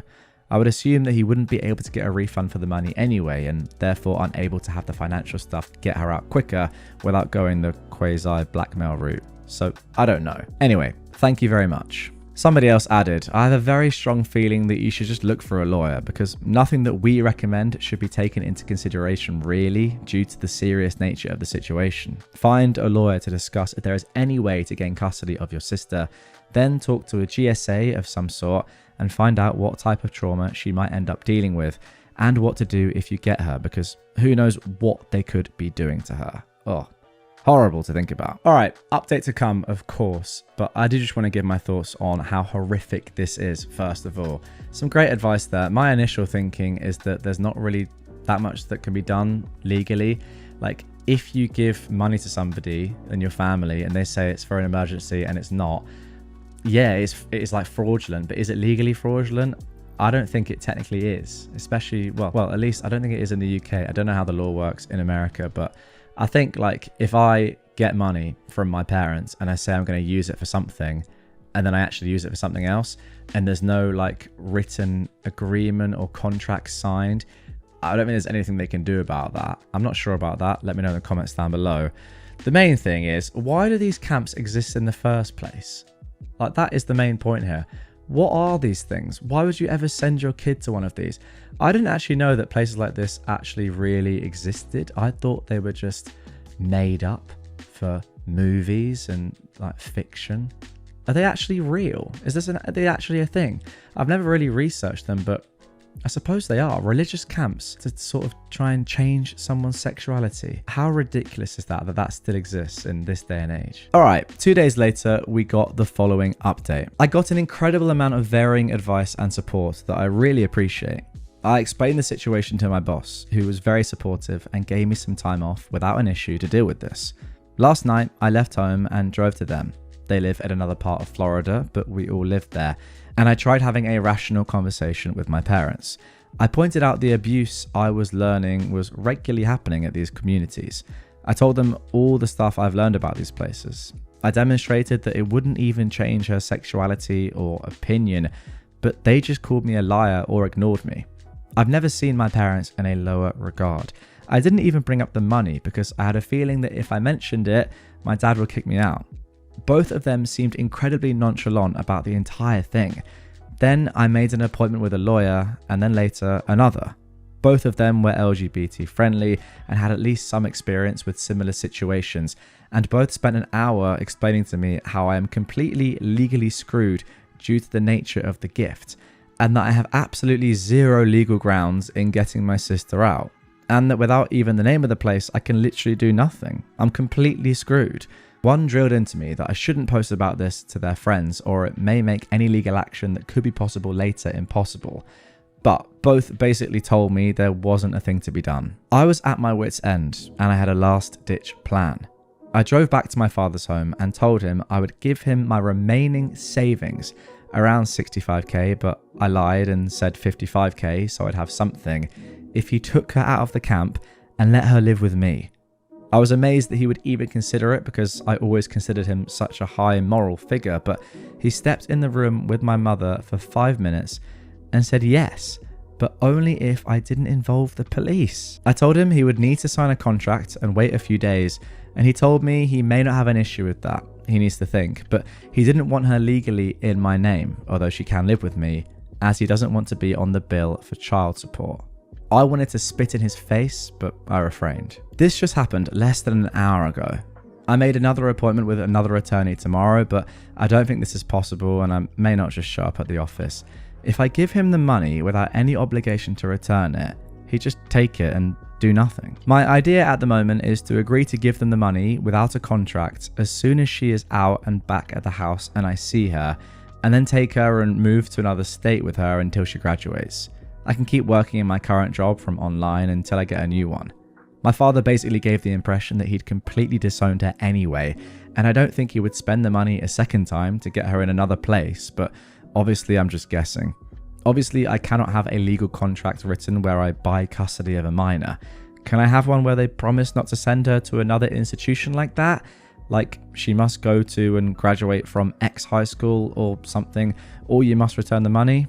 Is there anything I can do to make this work in a way where she is out and with me, whether in my name with custody or not, and they don't have legal grounds to come and track us down and send her somewhere else? This sounds insane, but I am insane. I'm so worried. I'm vomiting randomly from guilt and stress. I can't sleep, so I'm going to down a few sleeping pills so I can go to bed. Thank you very much. You have helped me immensely. It's disgusting how much the legal system can screw over innocent teens. I've never felt more angry during a 4th of July in my life. I don't know how we can profess freedom when stuff like this still happens and is legally justifiable. Okay, and without further ado, let's jump in to the final update of this one. This was posted 25 days later. This will be a short update, but the situation with my sister has ended on a positive note. It has been resolved. Currently, I'm in the hospital. I initially thought I had a bad flu from stress following the incident, but I wasn't getting better, and yesterday I went to the doctor. She ordered me to the hospital for a spinal tap, and I actually contracted bacterial meningitis, so I'm not doing so well in that regard. I'm bored and feeling like garbage, but I've got free time and I've been meaning to write because this was just resolved. If this isn't entirely coherent, I apologize. My brain is obviously a bit fried right now. This is going to be horribly shortened. So, I didn't give my father any money, and we both basically ended up pretending that I never offered the money and that he never theoretically accepted it. I found out the camp she was staying in. My mother frequently needs computer help, and it was one of those terribly described religious therapy camps several states away. I found several horror stories online from people who have attended this camp, and I showed it to my mum and dad and found a sympathetic religious figure from the community they both respected and convinced them, after much struggling, to go and pick her up with me. We did, and ended up flying there and picking her up with a lot of trouble. They didn't want to let me in at all and took an extremely long time letting her see us, which made my parents very, very mad. And my parents were very upset about the small parts of the facility we were allowed to see. They told us our sister would lie and that they should go without seeing her, which made them madder. I thought we were going to have to call the police, but we eventually got her out after many hours spent there. I was nervous she'd yell at them, but she knew to pretend she had changed without me needing to tell her. She's back home as of several days ago. I'm in the hospital as of yesterday. My parents are basically pretending they were tricked into the place being a 4-star resort, and they're laughing the whole thing off like they are equal victims in this, and this was all a wacky adventure where they stole my money and sent my sister to abusive gay prison. Me and my sister have discussed it privately, and we've agreed that she will not make any waves until 18, and then she can live with me during college. Sadly, we still have 2 years until then. I despise my parents, and I cannot say a thing to them, which is infuriating. I hate their hypocrisy and BS, but we both have to swallow it for the moment. I'm finished with them completely, and I plan never to speak to them again after my sister turns 18. This is written badly, but it's taken me forever, and I can't really think to write now. This is definitely missing info, but those are the main points. Thank you for all the advice. It's helped me get through the worst month of my life. Okay, so there we go. At least there was a positive ending to this one, but yeah, what a shocking story. I mean, first of all, the fact that this happened in the first place is shocking, like your sister being sent to a religious camp. The abuse that must go on there, I have no idea. Like, going to a camp where the whole point of it is telling you that you are not actually who you are. That is crazy. Like, how psychologically damaging must that be? Also, I have no idea what goes, like, how do you teach that? What is the practice that takes place there? If you know, I would say comment down below, but I don't really want to know. Like, it's just abuse, isn't it? It has to be. And then secondly, from your point of view, OP, I cannot imagine like the horror, the fear, knowing as this story progresses that you're the one that's actually bankrolled this whole thing. Obviously, you didn't know. It's not your fault. You're actually being really selfless and being a great person by in theory helping out your dad with his medical issues, but in reality knowing that your money is what's caused your sister to go to this ridiculous camp. I mean, that is just terrifying. So yeah, again, as I said, like, at least there was a positive outcome to this one and things should all be all right. But even like knowing now that you've had an agreement with your sister to sort of lay low for the next 4 years until she's 18, that's also terrifying. Like, surely something else is going to happen within those 4 years that could be life-changing once again. I don't know. Very scary situation, and I agree with your overall point that people, teenagers, legally can do very little about their lives and can be, completely horribly treated, like we saw in this story. Shocking story, but yeah, at least there was a decent outcome. My college says that if I miss class to testify at my assault trial, they'll drop me from my classes. I, intersex agender, was SA'd while home over a break, not by another university student, and the trial of my attacker starts in 2 weeks. I am a university student about 5 hours driving distance from my hometown where the assault occurred, and I'll need to travel there to testify at the trial. I'd spoken to my advisor and all my professors, notifying them of the days I'd be out, and everyone was understanding, giving me take-home versions of any tests or work I'd be missing. Unfortunately, one of the days I'll likely need to be out coincides with midterms, so my professor was required to get approval from the academic dean and dean of the college to issue a take-home midterm. His request for the take-home midterm was denied, and when it came to the attention of these deans, they contacted all my professors and informed me that if I missed that many classes, it would be approximately 2 of each class, maybe 3 depending on some court scheduling, and 4 of another class, but it meets every day of the week. They'll drop me from my classes. Now, my professors were comfortable marking these as reported absences, which basically means there was a justification, like a doctor's note or other official documentation. I showed the deans that I was in fact being called to testify by the defense, so it wasn't really like I even had a choice. I figured that would be enough documentation. The dean said that personal non-medical conflicts could not be counted as reported absences and would be treated as unreported absences. So treated as the same thing as if I just slept through the class. They suggested I apply for a leave of absence for the semester because otherwise I'd be dropped from my classes at the third absence and be on probation if dropped from 2 or more classes. That was school policy. This attack took enough from me already. I went to great lengths to be sure I didn't miss a day of school while recovering.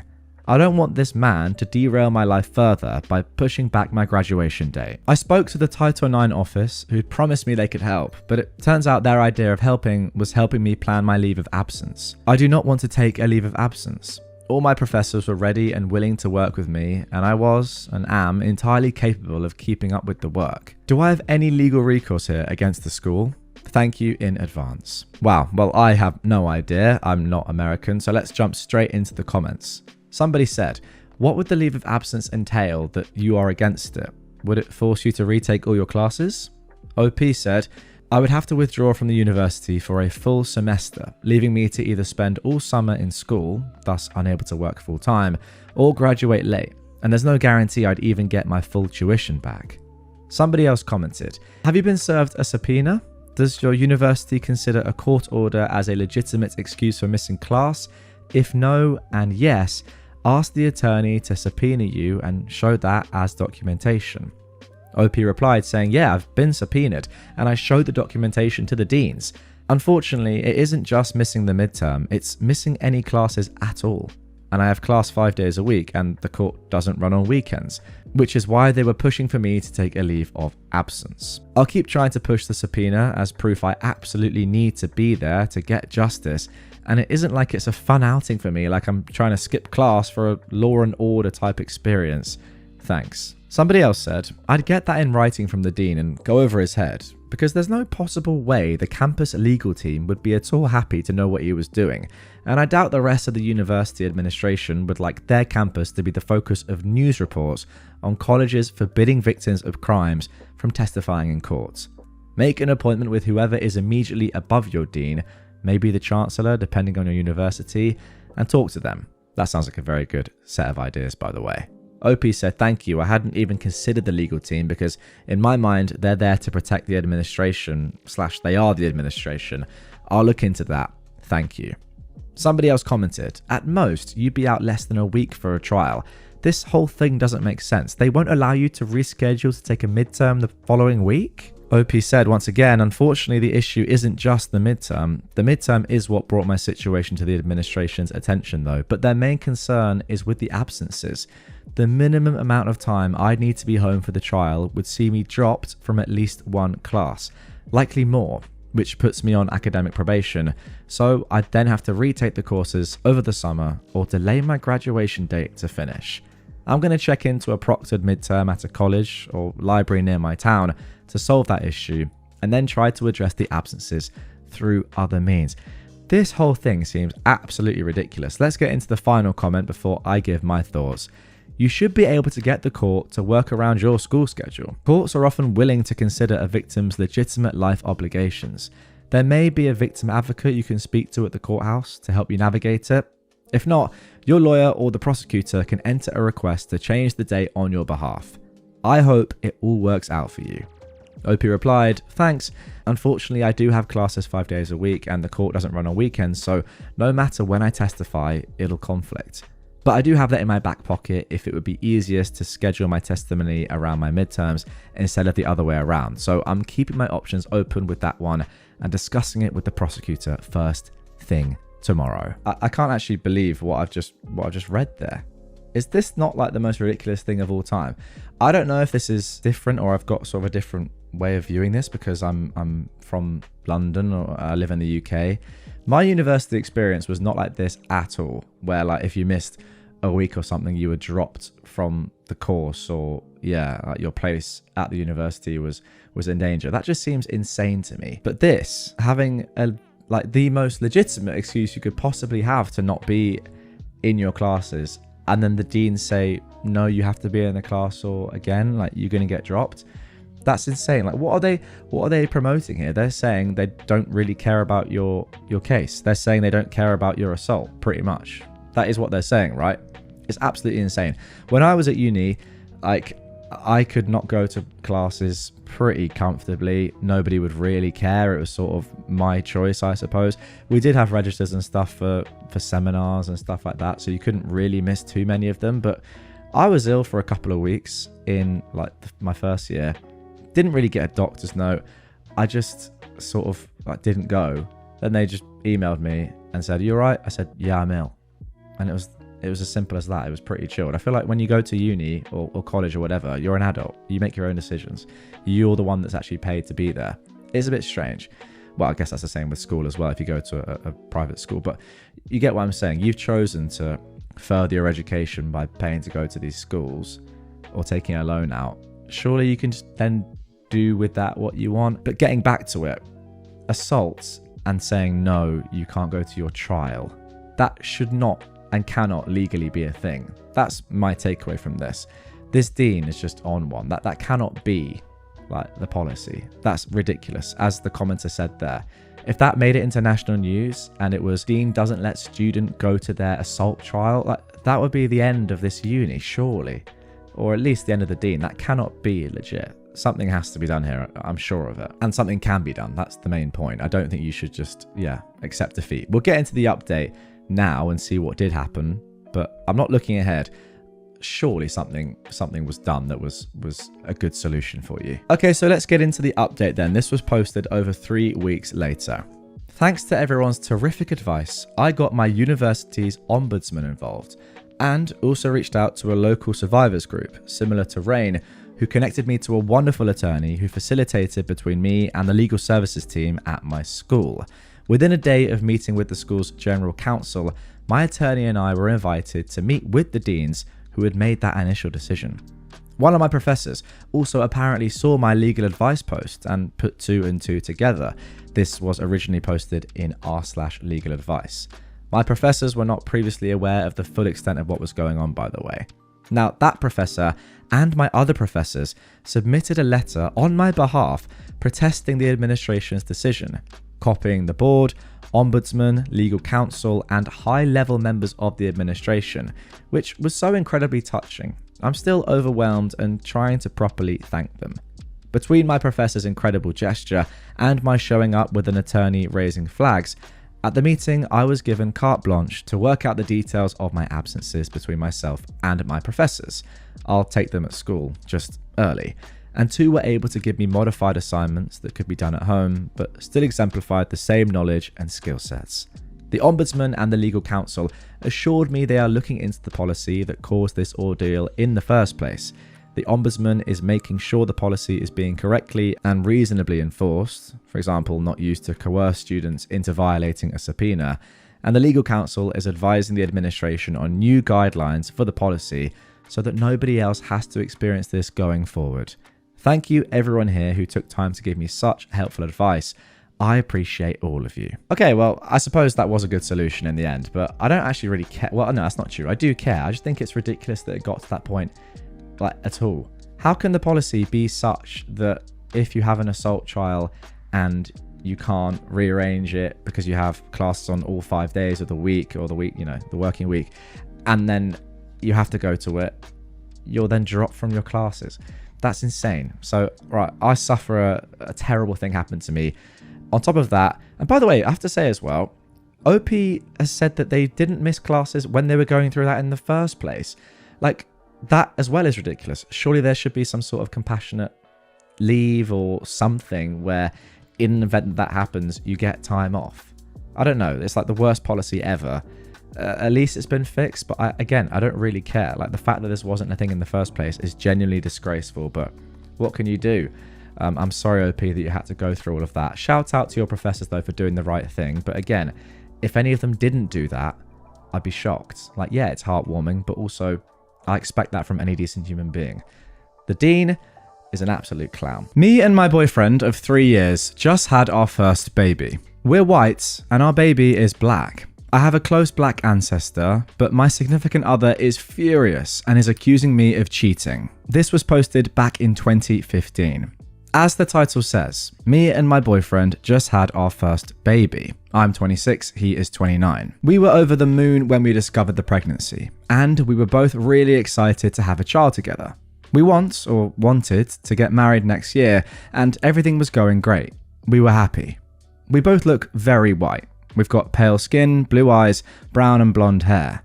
However, my great-great-grandpa was black, and some of his features have popped up here and there in our family. Kinky hair, darker skin, more black-looking facial characteristics. My boyfriend knows this and has seen some of my aunts and uncles and cousins who have these features.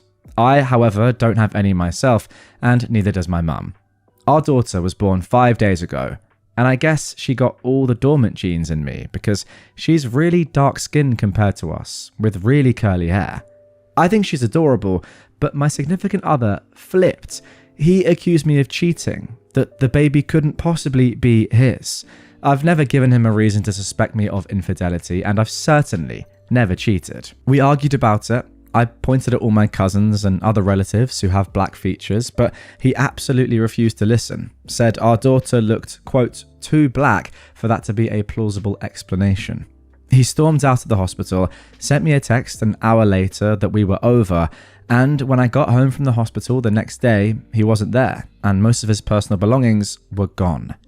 I tried to reach him, but he didn't answer my calls or texts until 3 days later when he told me he demanded a paternity test to prove that I was a liar. And if I refuse, I'll never see him again. I'm completely broken down and hurt over this. Our entire relationship, he's been so sweet and rational. This is completely unlike him. If he'd just calmly asked for a paternity test to begin with, I would have been hurt, but I guess I could understand the concerns. Our daughter does look nothing like him. But I don't think our relationship can survive this, even when I proved to him I wasn't lying. Should I go through with the test, or just cut my losses here and raise her alone? Okay, wow, what a return for me, back on the channel, back on Reddit. I expect nothing less. First things first, I completely get what you're saying, OP, because it's not the fact that the baby doesn't look particularly maybe exactly how you expected her to look. It's more the reaction from your boyfriend, which is the really, really damning thing. If I were you, well, it's a completely personal decision. I think maybe I would go through with it. You know, if you're 100% sure that, obviously you are, that it's your baby and it's his baby, then yeah, I think there's nothing wrong with doing it and then showing him the results and then gauging his reaction from that. And maybe that could help you sort of, begin to recover this relationship. Maybe it wouldn't, but I think you might as well go through with it. It's not really that arduous anyway. But those are my thoughts. Let's see what the people of Reddit had to say. Somebody said, that is your decision to make. However, in your situation, I'd do the paternity test either way.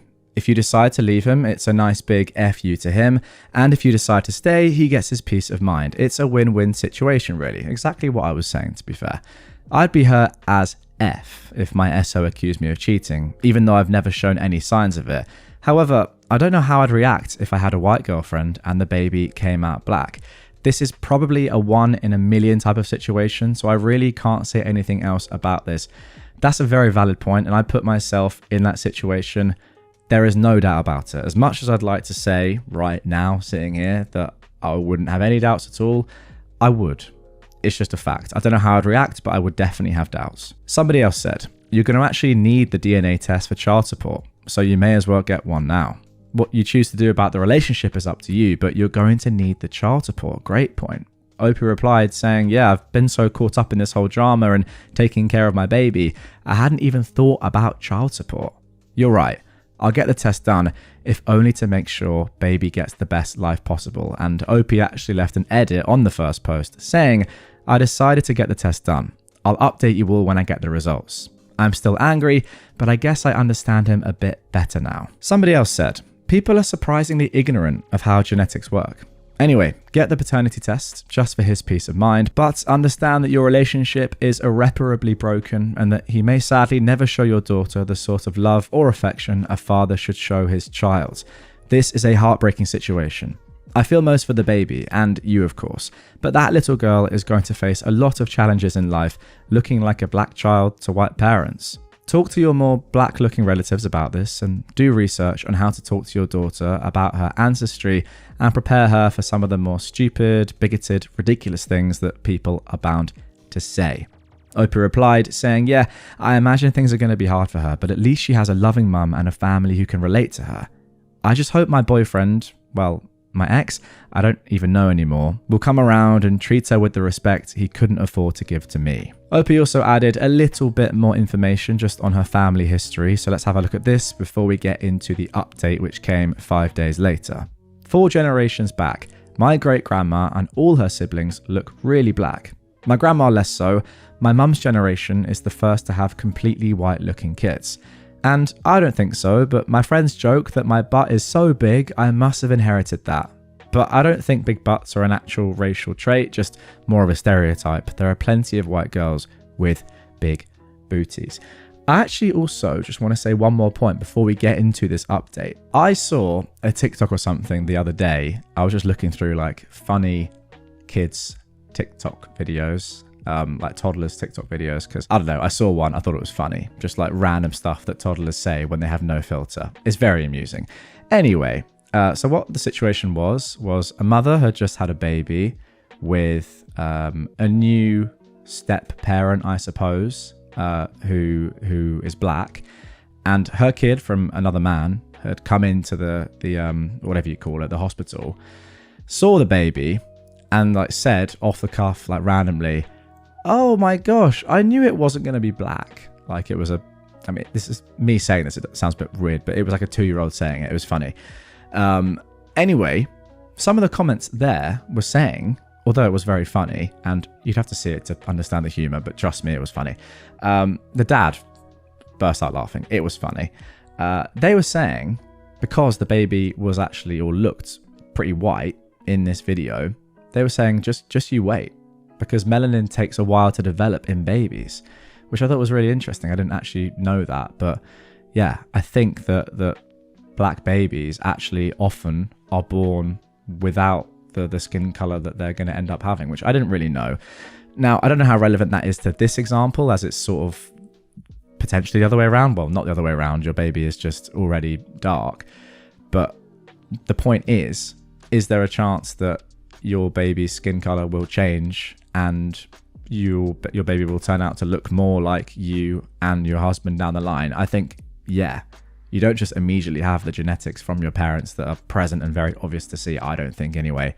But yeah, let me know your thoughts on that down below. Let's get into the update. First of all, I want to thank all the original commenters who helped me see my SO side and calm me down enough to take the test. Well, the results are in, and of course, she's his. The whole process was actually absolutely ridiculous. I got an appointment with the doctor and texted my boyfriend the time and location. He didn't answer, but he showed up, and the entire time he didn't say one word to me, and he didn't want to touch or even look at our baby. And he left as soon as they'd taken his sample, despite the doctor asking him to stay so we could go over a few things. Once he left, I just broke down.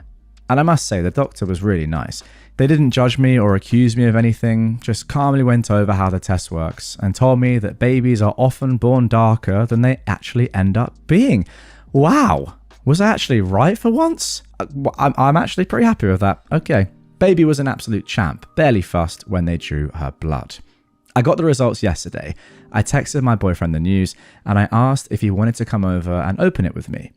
After almost half an hour, he finally responded, yes, he'd like to come over. I'm thinking he either sent it while on his way or he's not staying very far away because he was here in about 15 minutes. Well, we opened it and read the positive test together. He turned white like a sheet and then just started bawling. I had to shush him because he was crying so loudly. And finally, I got an explanation for his flip out. I mentioned in a comment on the old post that he was an only child to very old parents. His dad died a few years ago and his mum lives alone a few hours drive from us. I've not met her often, but she seemed pleasant enough. Well, it turns out she hates me. Absolutely hates my guts and always has. I had no idea about this. She's always acted kind of snobby, sure, but I had no idea she disliked me this much. When my SO called her to tell her the good news 8 months back when we discovered the pregnancy, she started crying. He never told me this. And as the months passed, she continued being super negative about the whole thing and saying she doubted the baby was actually his. I was below them. Poor people cheat because they're raised in an effed up environment. What the F? And instead of talking to me about this, my SO kept silent while constantly doubting me more and more. The baby being black just put the final nail in the coffin that his mother was right and I was a good-for-nothing, cheating female dog. After telling me all of this, we just sat in silence for a while. Finally, he asked if he could hold our baby. I was still angry as heck, but decided that holding her was his right. He's her father after all. I went and got her from her crib, let him have her, and he started crying again, which scared her, and she started crying too. So they were just sitting there bawling together for a while. Finally, he stopped, handed her back, and asked if he could come home. I was kind of taken aback. I didn't expect him to just flat out ask that already. I laid out everything I said in the last thread, how insanely disrespectful and childish he's been, how he'd horribly broken my trust, hadn't talked to me about his mum's poisonous and ignorant comments, completely ignores me for 3 days, not telling me where he is or if he's even alive, and then he just waltzes in and wants to start living here again? I told him if he ever wanted to have some inkling of a chance of mending the relationship we had, to go to couples therapy ASAP. From now on, he will answer my calls and messages unless there's an emergency. He will not be staying here for a while. And finally, he needs to tell his mum to back the F off. She won't be seeing the baby until she apologizes to me in person. He immediately agreed and finally told me how sorry he was for this whole fiasco. I'm not sure if I can forgive him for this, but I'm going to try. We had an amazing life before this, and I hope that with a lot of work we can have it again. My SO also finally told me he was staying in a hostel, but it's not very expensive, so he can stay there for a while longer. Our baby's doing great considering how many stress hormones she must have been drinking from me these last few days. Her hair is falling out, but the doctor told me it was normal, and babies often lose most or all the hair they're born with. I'm hoping her new hair will grow in blonde. That would make her even cuter. Thank you all for your help on the last post. My mum agreed with many of you and thinks I'm absolutely nuts for trying to work things out, but I think it would be best for everyone if we at least give it a shot, especially our baby. Yeah, I think that's a great point. The easiest thing to do would be to get back with your SO, but that doesn't necessarily mean it's the worst thing to do. I don't think it's like the easy way out. It may just be the best thing. So at least try that first.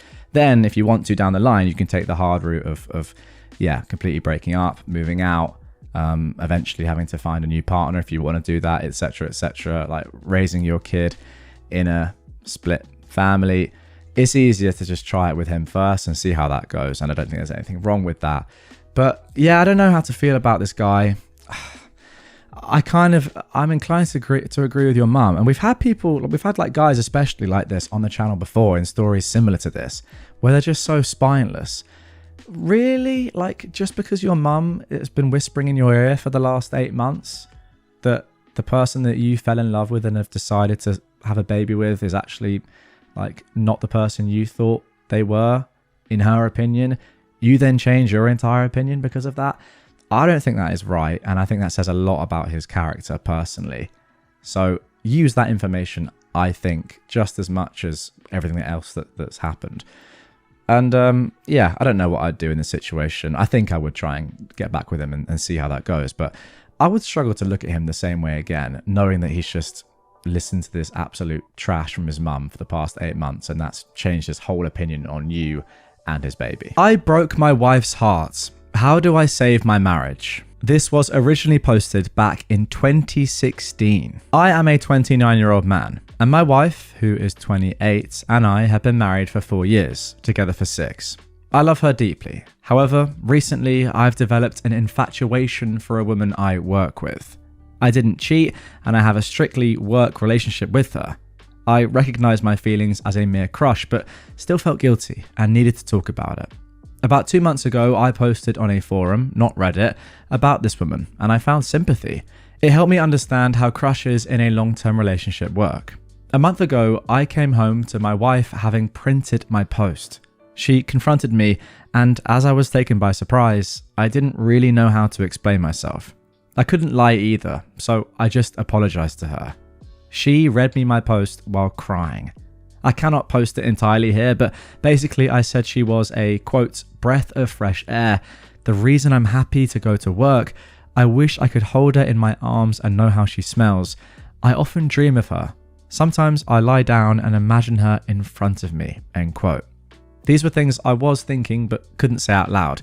They were things that could have been written in a diary. They were private thoughts, and I never imagined my wife would read them. In the end, it's just a fantasy. Ever since that day, my wife has barely spoken to me. She refuses to discuss it and won't look me in the eye the rare times she addresses me. She moved into our guest room. She told me she was getting ready to divorce and would file when she has enough money, and that I shouldn't hope that I'm free to pursue that woman. I understand why she is hurt, but it's just an infatuation. It's not comparable to the love and history I have for her. How can I get it through her?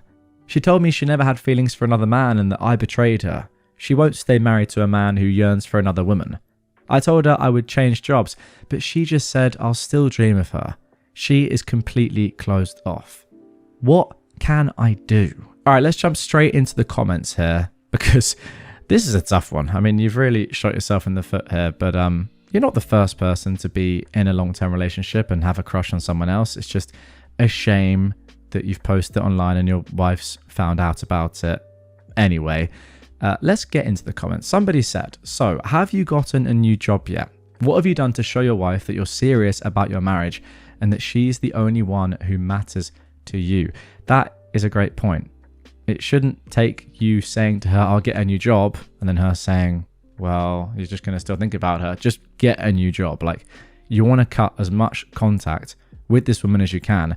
But yeah, show your wife that you mean what you say and that you are willing to sort of like, yeah, do anything in your power to stay with her. OP replied, she won't let me talk to her or touch her. Sometimes she will leave the room when I come in. She's like a wall. I tried buying her favorite flowers and wrote a card, but she didn't take them. I am invisible to her. I was looking for jobs when I informed her I would change jobs to avoid the woman, but she told me not to bother as she was leaving. In this economy, I cannot easily risk being unemployed, especially if I'll end up divorced. But then again, that's the point, right? If you really did want to stay with her and you want to prove your loyalty, you would move jobs. So I think if you do want to stay with her, and maybe you don't, by the way, but if you do, then you definitely have to leave your job. Somebody else said, there's an innocent crush and then there's wanting something to happen between the two of you. Your wife knows this. Everybody knows this, and you should know this. You wanted to hold your coworker in your arms, etc., etc. It's not the fact that you have a crush on someone. It happens naturally and it's human nature. It's the fact that you have a crush and wanted things to happen between you two, and that's what broke your wife's heart. Also, in the first place, if you wanted to keep your thoughts private, you shouldn't have posted it on the internet. That's actually a very good point, and I need to sort of think about what I said earlier. I meant what this user has just said, as in everyone, has crushes or thinks that other people are good looking or whatever. You're right though. It's one thing thinking that someone else is good looking or having a crush on them. It's another actually thinking to yourself, I want to be in their arms and know what they smell like. That's another step. Anyway, 5 months later, July the 3rd, 2016, we got this update. I'd forgotten about this post and I'm back to update, so maybe seeing my stupidity could prevent someone else from making the same mistakes. I cringe when I read today what I wrote months ago, and it seems ridiculous to me that I could have felt this way about another woman. I wrote that I would imagine my former coworker while lying in bed, but in the end, when my wife stopped acknowledging my existence, waking up without seeing her face was just absolute torture. I really took all I had for granted until I almost lost it. So I took some of the advice and decided to court my wife again the hardest I could. Of course, the first step was looking for another job, and it took me a month, but I managed to find a similar position in another enterprise. That is good to hear.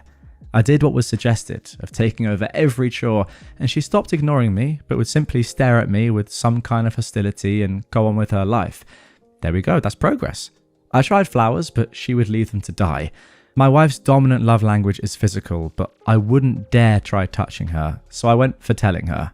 I somehow realised it was really the content of what I wrote about the other woman, which obviously, when you are deep in a crush, is amplified, that really hurt her. I tried engaging her in conversation so we could talk about what was happening to us, but more importantly what I did to her, but she remained closed off. And so I started writing her letters and would leave them under her pillow. At first, I apologised for everything. For writing the post, for not putting an end to the crush faster, for making her feel like another woman could hold a higher place of importance to me, and for not taking the initiative to change jobs earlier. For making her life hard by creating this situation, which ended in her sleeping in the guest room of her own house, for making her cry and causing stress to her. Then I wrote her love letters, telling her how much I loved her, how the crush couldn't compare to the deep love I have for her. I was chewed for saying I loved her because of our history in my last post, but I was misunderstood. I meant that the love I have for her has gotten stronger with time.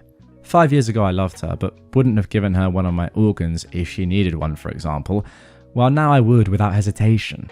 Our history is what caused the attachment to grow stronger, therefore no random crush could override that. I was awed in front of my crush and wrote sappy things about her, but in the end I do not know this woman on a personal level, while I've seen the worst of my wife and the love remains. I told her how beautiful she was and how impressed and proud I was with her development as a person since we've met, how grateful I was for her presence in my life, and every single thing I was thankful for that she did and enhanced my life, how much I needed her and missed hearing her tell me how her day went, laugh at my bad jokes, and basically just missed hearing the sound of her voice. This is a small sample, but it must have taken a good 3 weeks of daily letters until she answered me back.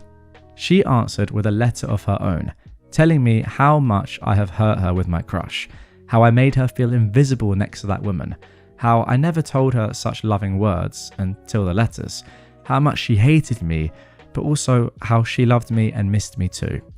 Her letter allowed me to feel her vulnerability. After reading it, I cried and went to see her. We locked eyes, she cried, and we held each other for a long time. She started talking to me again and softened. Honestly, the possibility of the marriage ending just like that scared the both of us. As of today, we are, to my surprise, mostly back to normal, and actually I feel closer to her. We continue with the letters, which have helped increasing our emotional intimacy. I make an effort to tell and show her my love. I'm very grateful that she's given me a second chance, and even more so that she has decided to put the crush behind us. We had maybe 2 fights since, but she hasn't brought it up and she doesn't punish me. It really wasn't the crush on itself, but how I went about it and the lack of affection from my part in comparison. Maybe I'm being optimistic here, but I truly think we're going to get through this. We'll be going to couples counselling after our vacation just to make sure things are really settled between us. Wow, that is a very positive ending to this one. A couple of comments to finish things off before I give my overall thoughts. Somebody said, "It's nice how hard you're trying. The thing you need to continue to work on is not stopping this once you've got her completely back. For me, I would never get over what you said. I would have filed for divorce immediately. I'm glad things are working out for you though." And OP replied to this saying, "Thank you, I do not plan on stopping. I realised I wasn't putting enough work into my marriage before." Somebody else said, "Yeah buddy, save the letters, and when you have a fight or you forget how much you love her, you break that out and remind yourself." And finally, somebody said, "I would kill or die to see my late wife again for even 1 second. Treasure her and don't F up again." Okay, and there we go. That is the first episode on this channel in a very long time that I think has had a positive ending, which is lovely. But I do agree with the comments as well. Like, this is sort of just the beginning. I also think it's quite hard. Like, you can't keep up that level of affection forever. Or like, you know, doing all the chores or continuing to write like I mean, maybe you could. I'm not sure about all the chores, you know what I mean? Like, it's going to have to come back down a little bit at some point. I'm sure it would naturally. But yes, I do agree with the comments. Like, don't take this for granted. Especially that final comment. I mean, that hits hard. I would kill or die to see my late wife again for even 1 second. Treasure her and don't screw up again. Woof. Yeah, there you go. There you go. I mean, that's good advice, isn't it? From people saying, look, just remember throughout all of this, no matter what happens, this all has made you realize how much you love her. One key line there in that, though, that you said was how I never told her such loving words until you wrote the letters. Therefore, I kind of get it from her perspective. She's probably like, I've never seen or heard the affection from my partner that some random colleague at work is getting. Like, how is this fair? Like, imagine how painful that would be reading that about another woman. So from her perspective, I get it. Maybe it's sort of what you needed yourself to wake up and realize that, like, actually, yeah, you haven't shown us enough affection to your wife. But also, I don't know, maybe you should have done it already. That's a bit weird. I don't know. I also do, I don't know, it's a little bit weird thinking like I want to know how a woman at work feels in my arms. You see what I'm kind of saying? I'm like, I don't know, I'm not fully buying this, really. And I do agree with that comment that said, like, if that was done to me, I would have divorced. As always, easier said than done in the moment, but still, I'll take your word for it, but you've got a long way to go, that's for sure.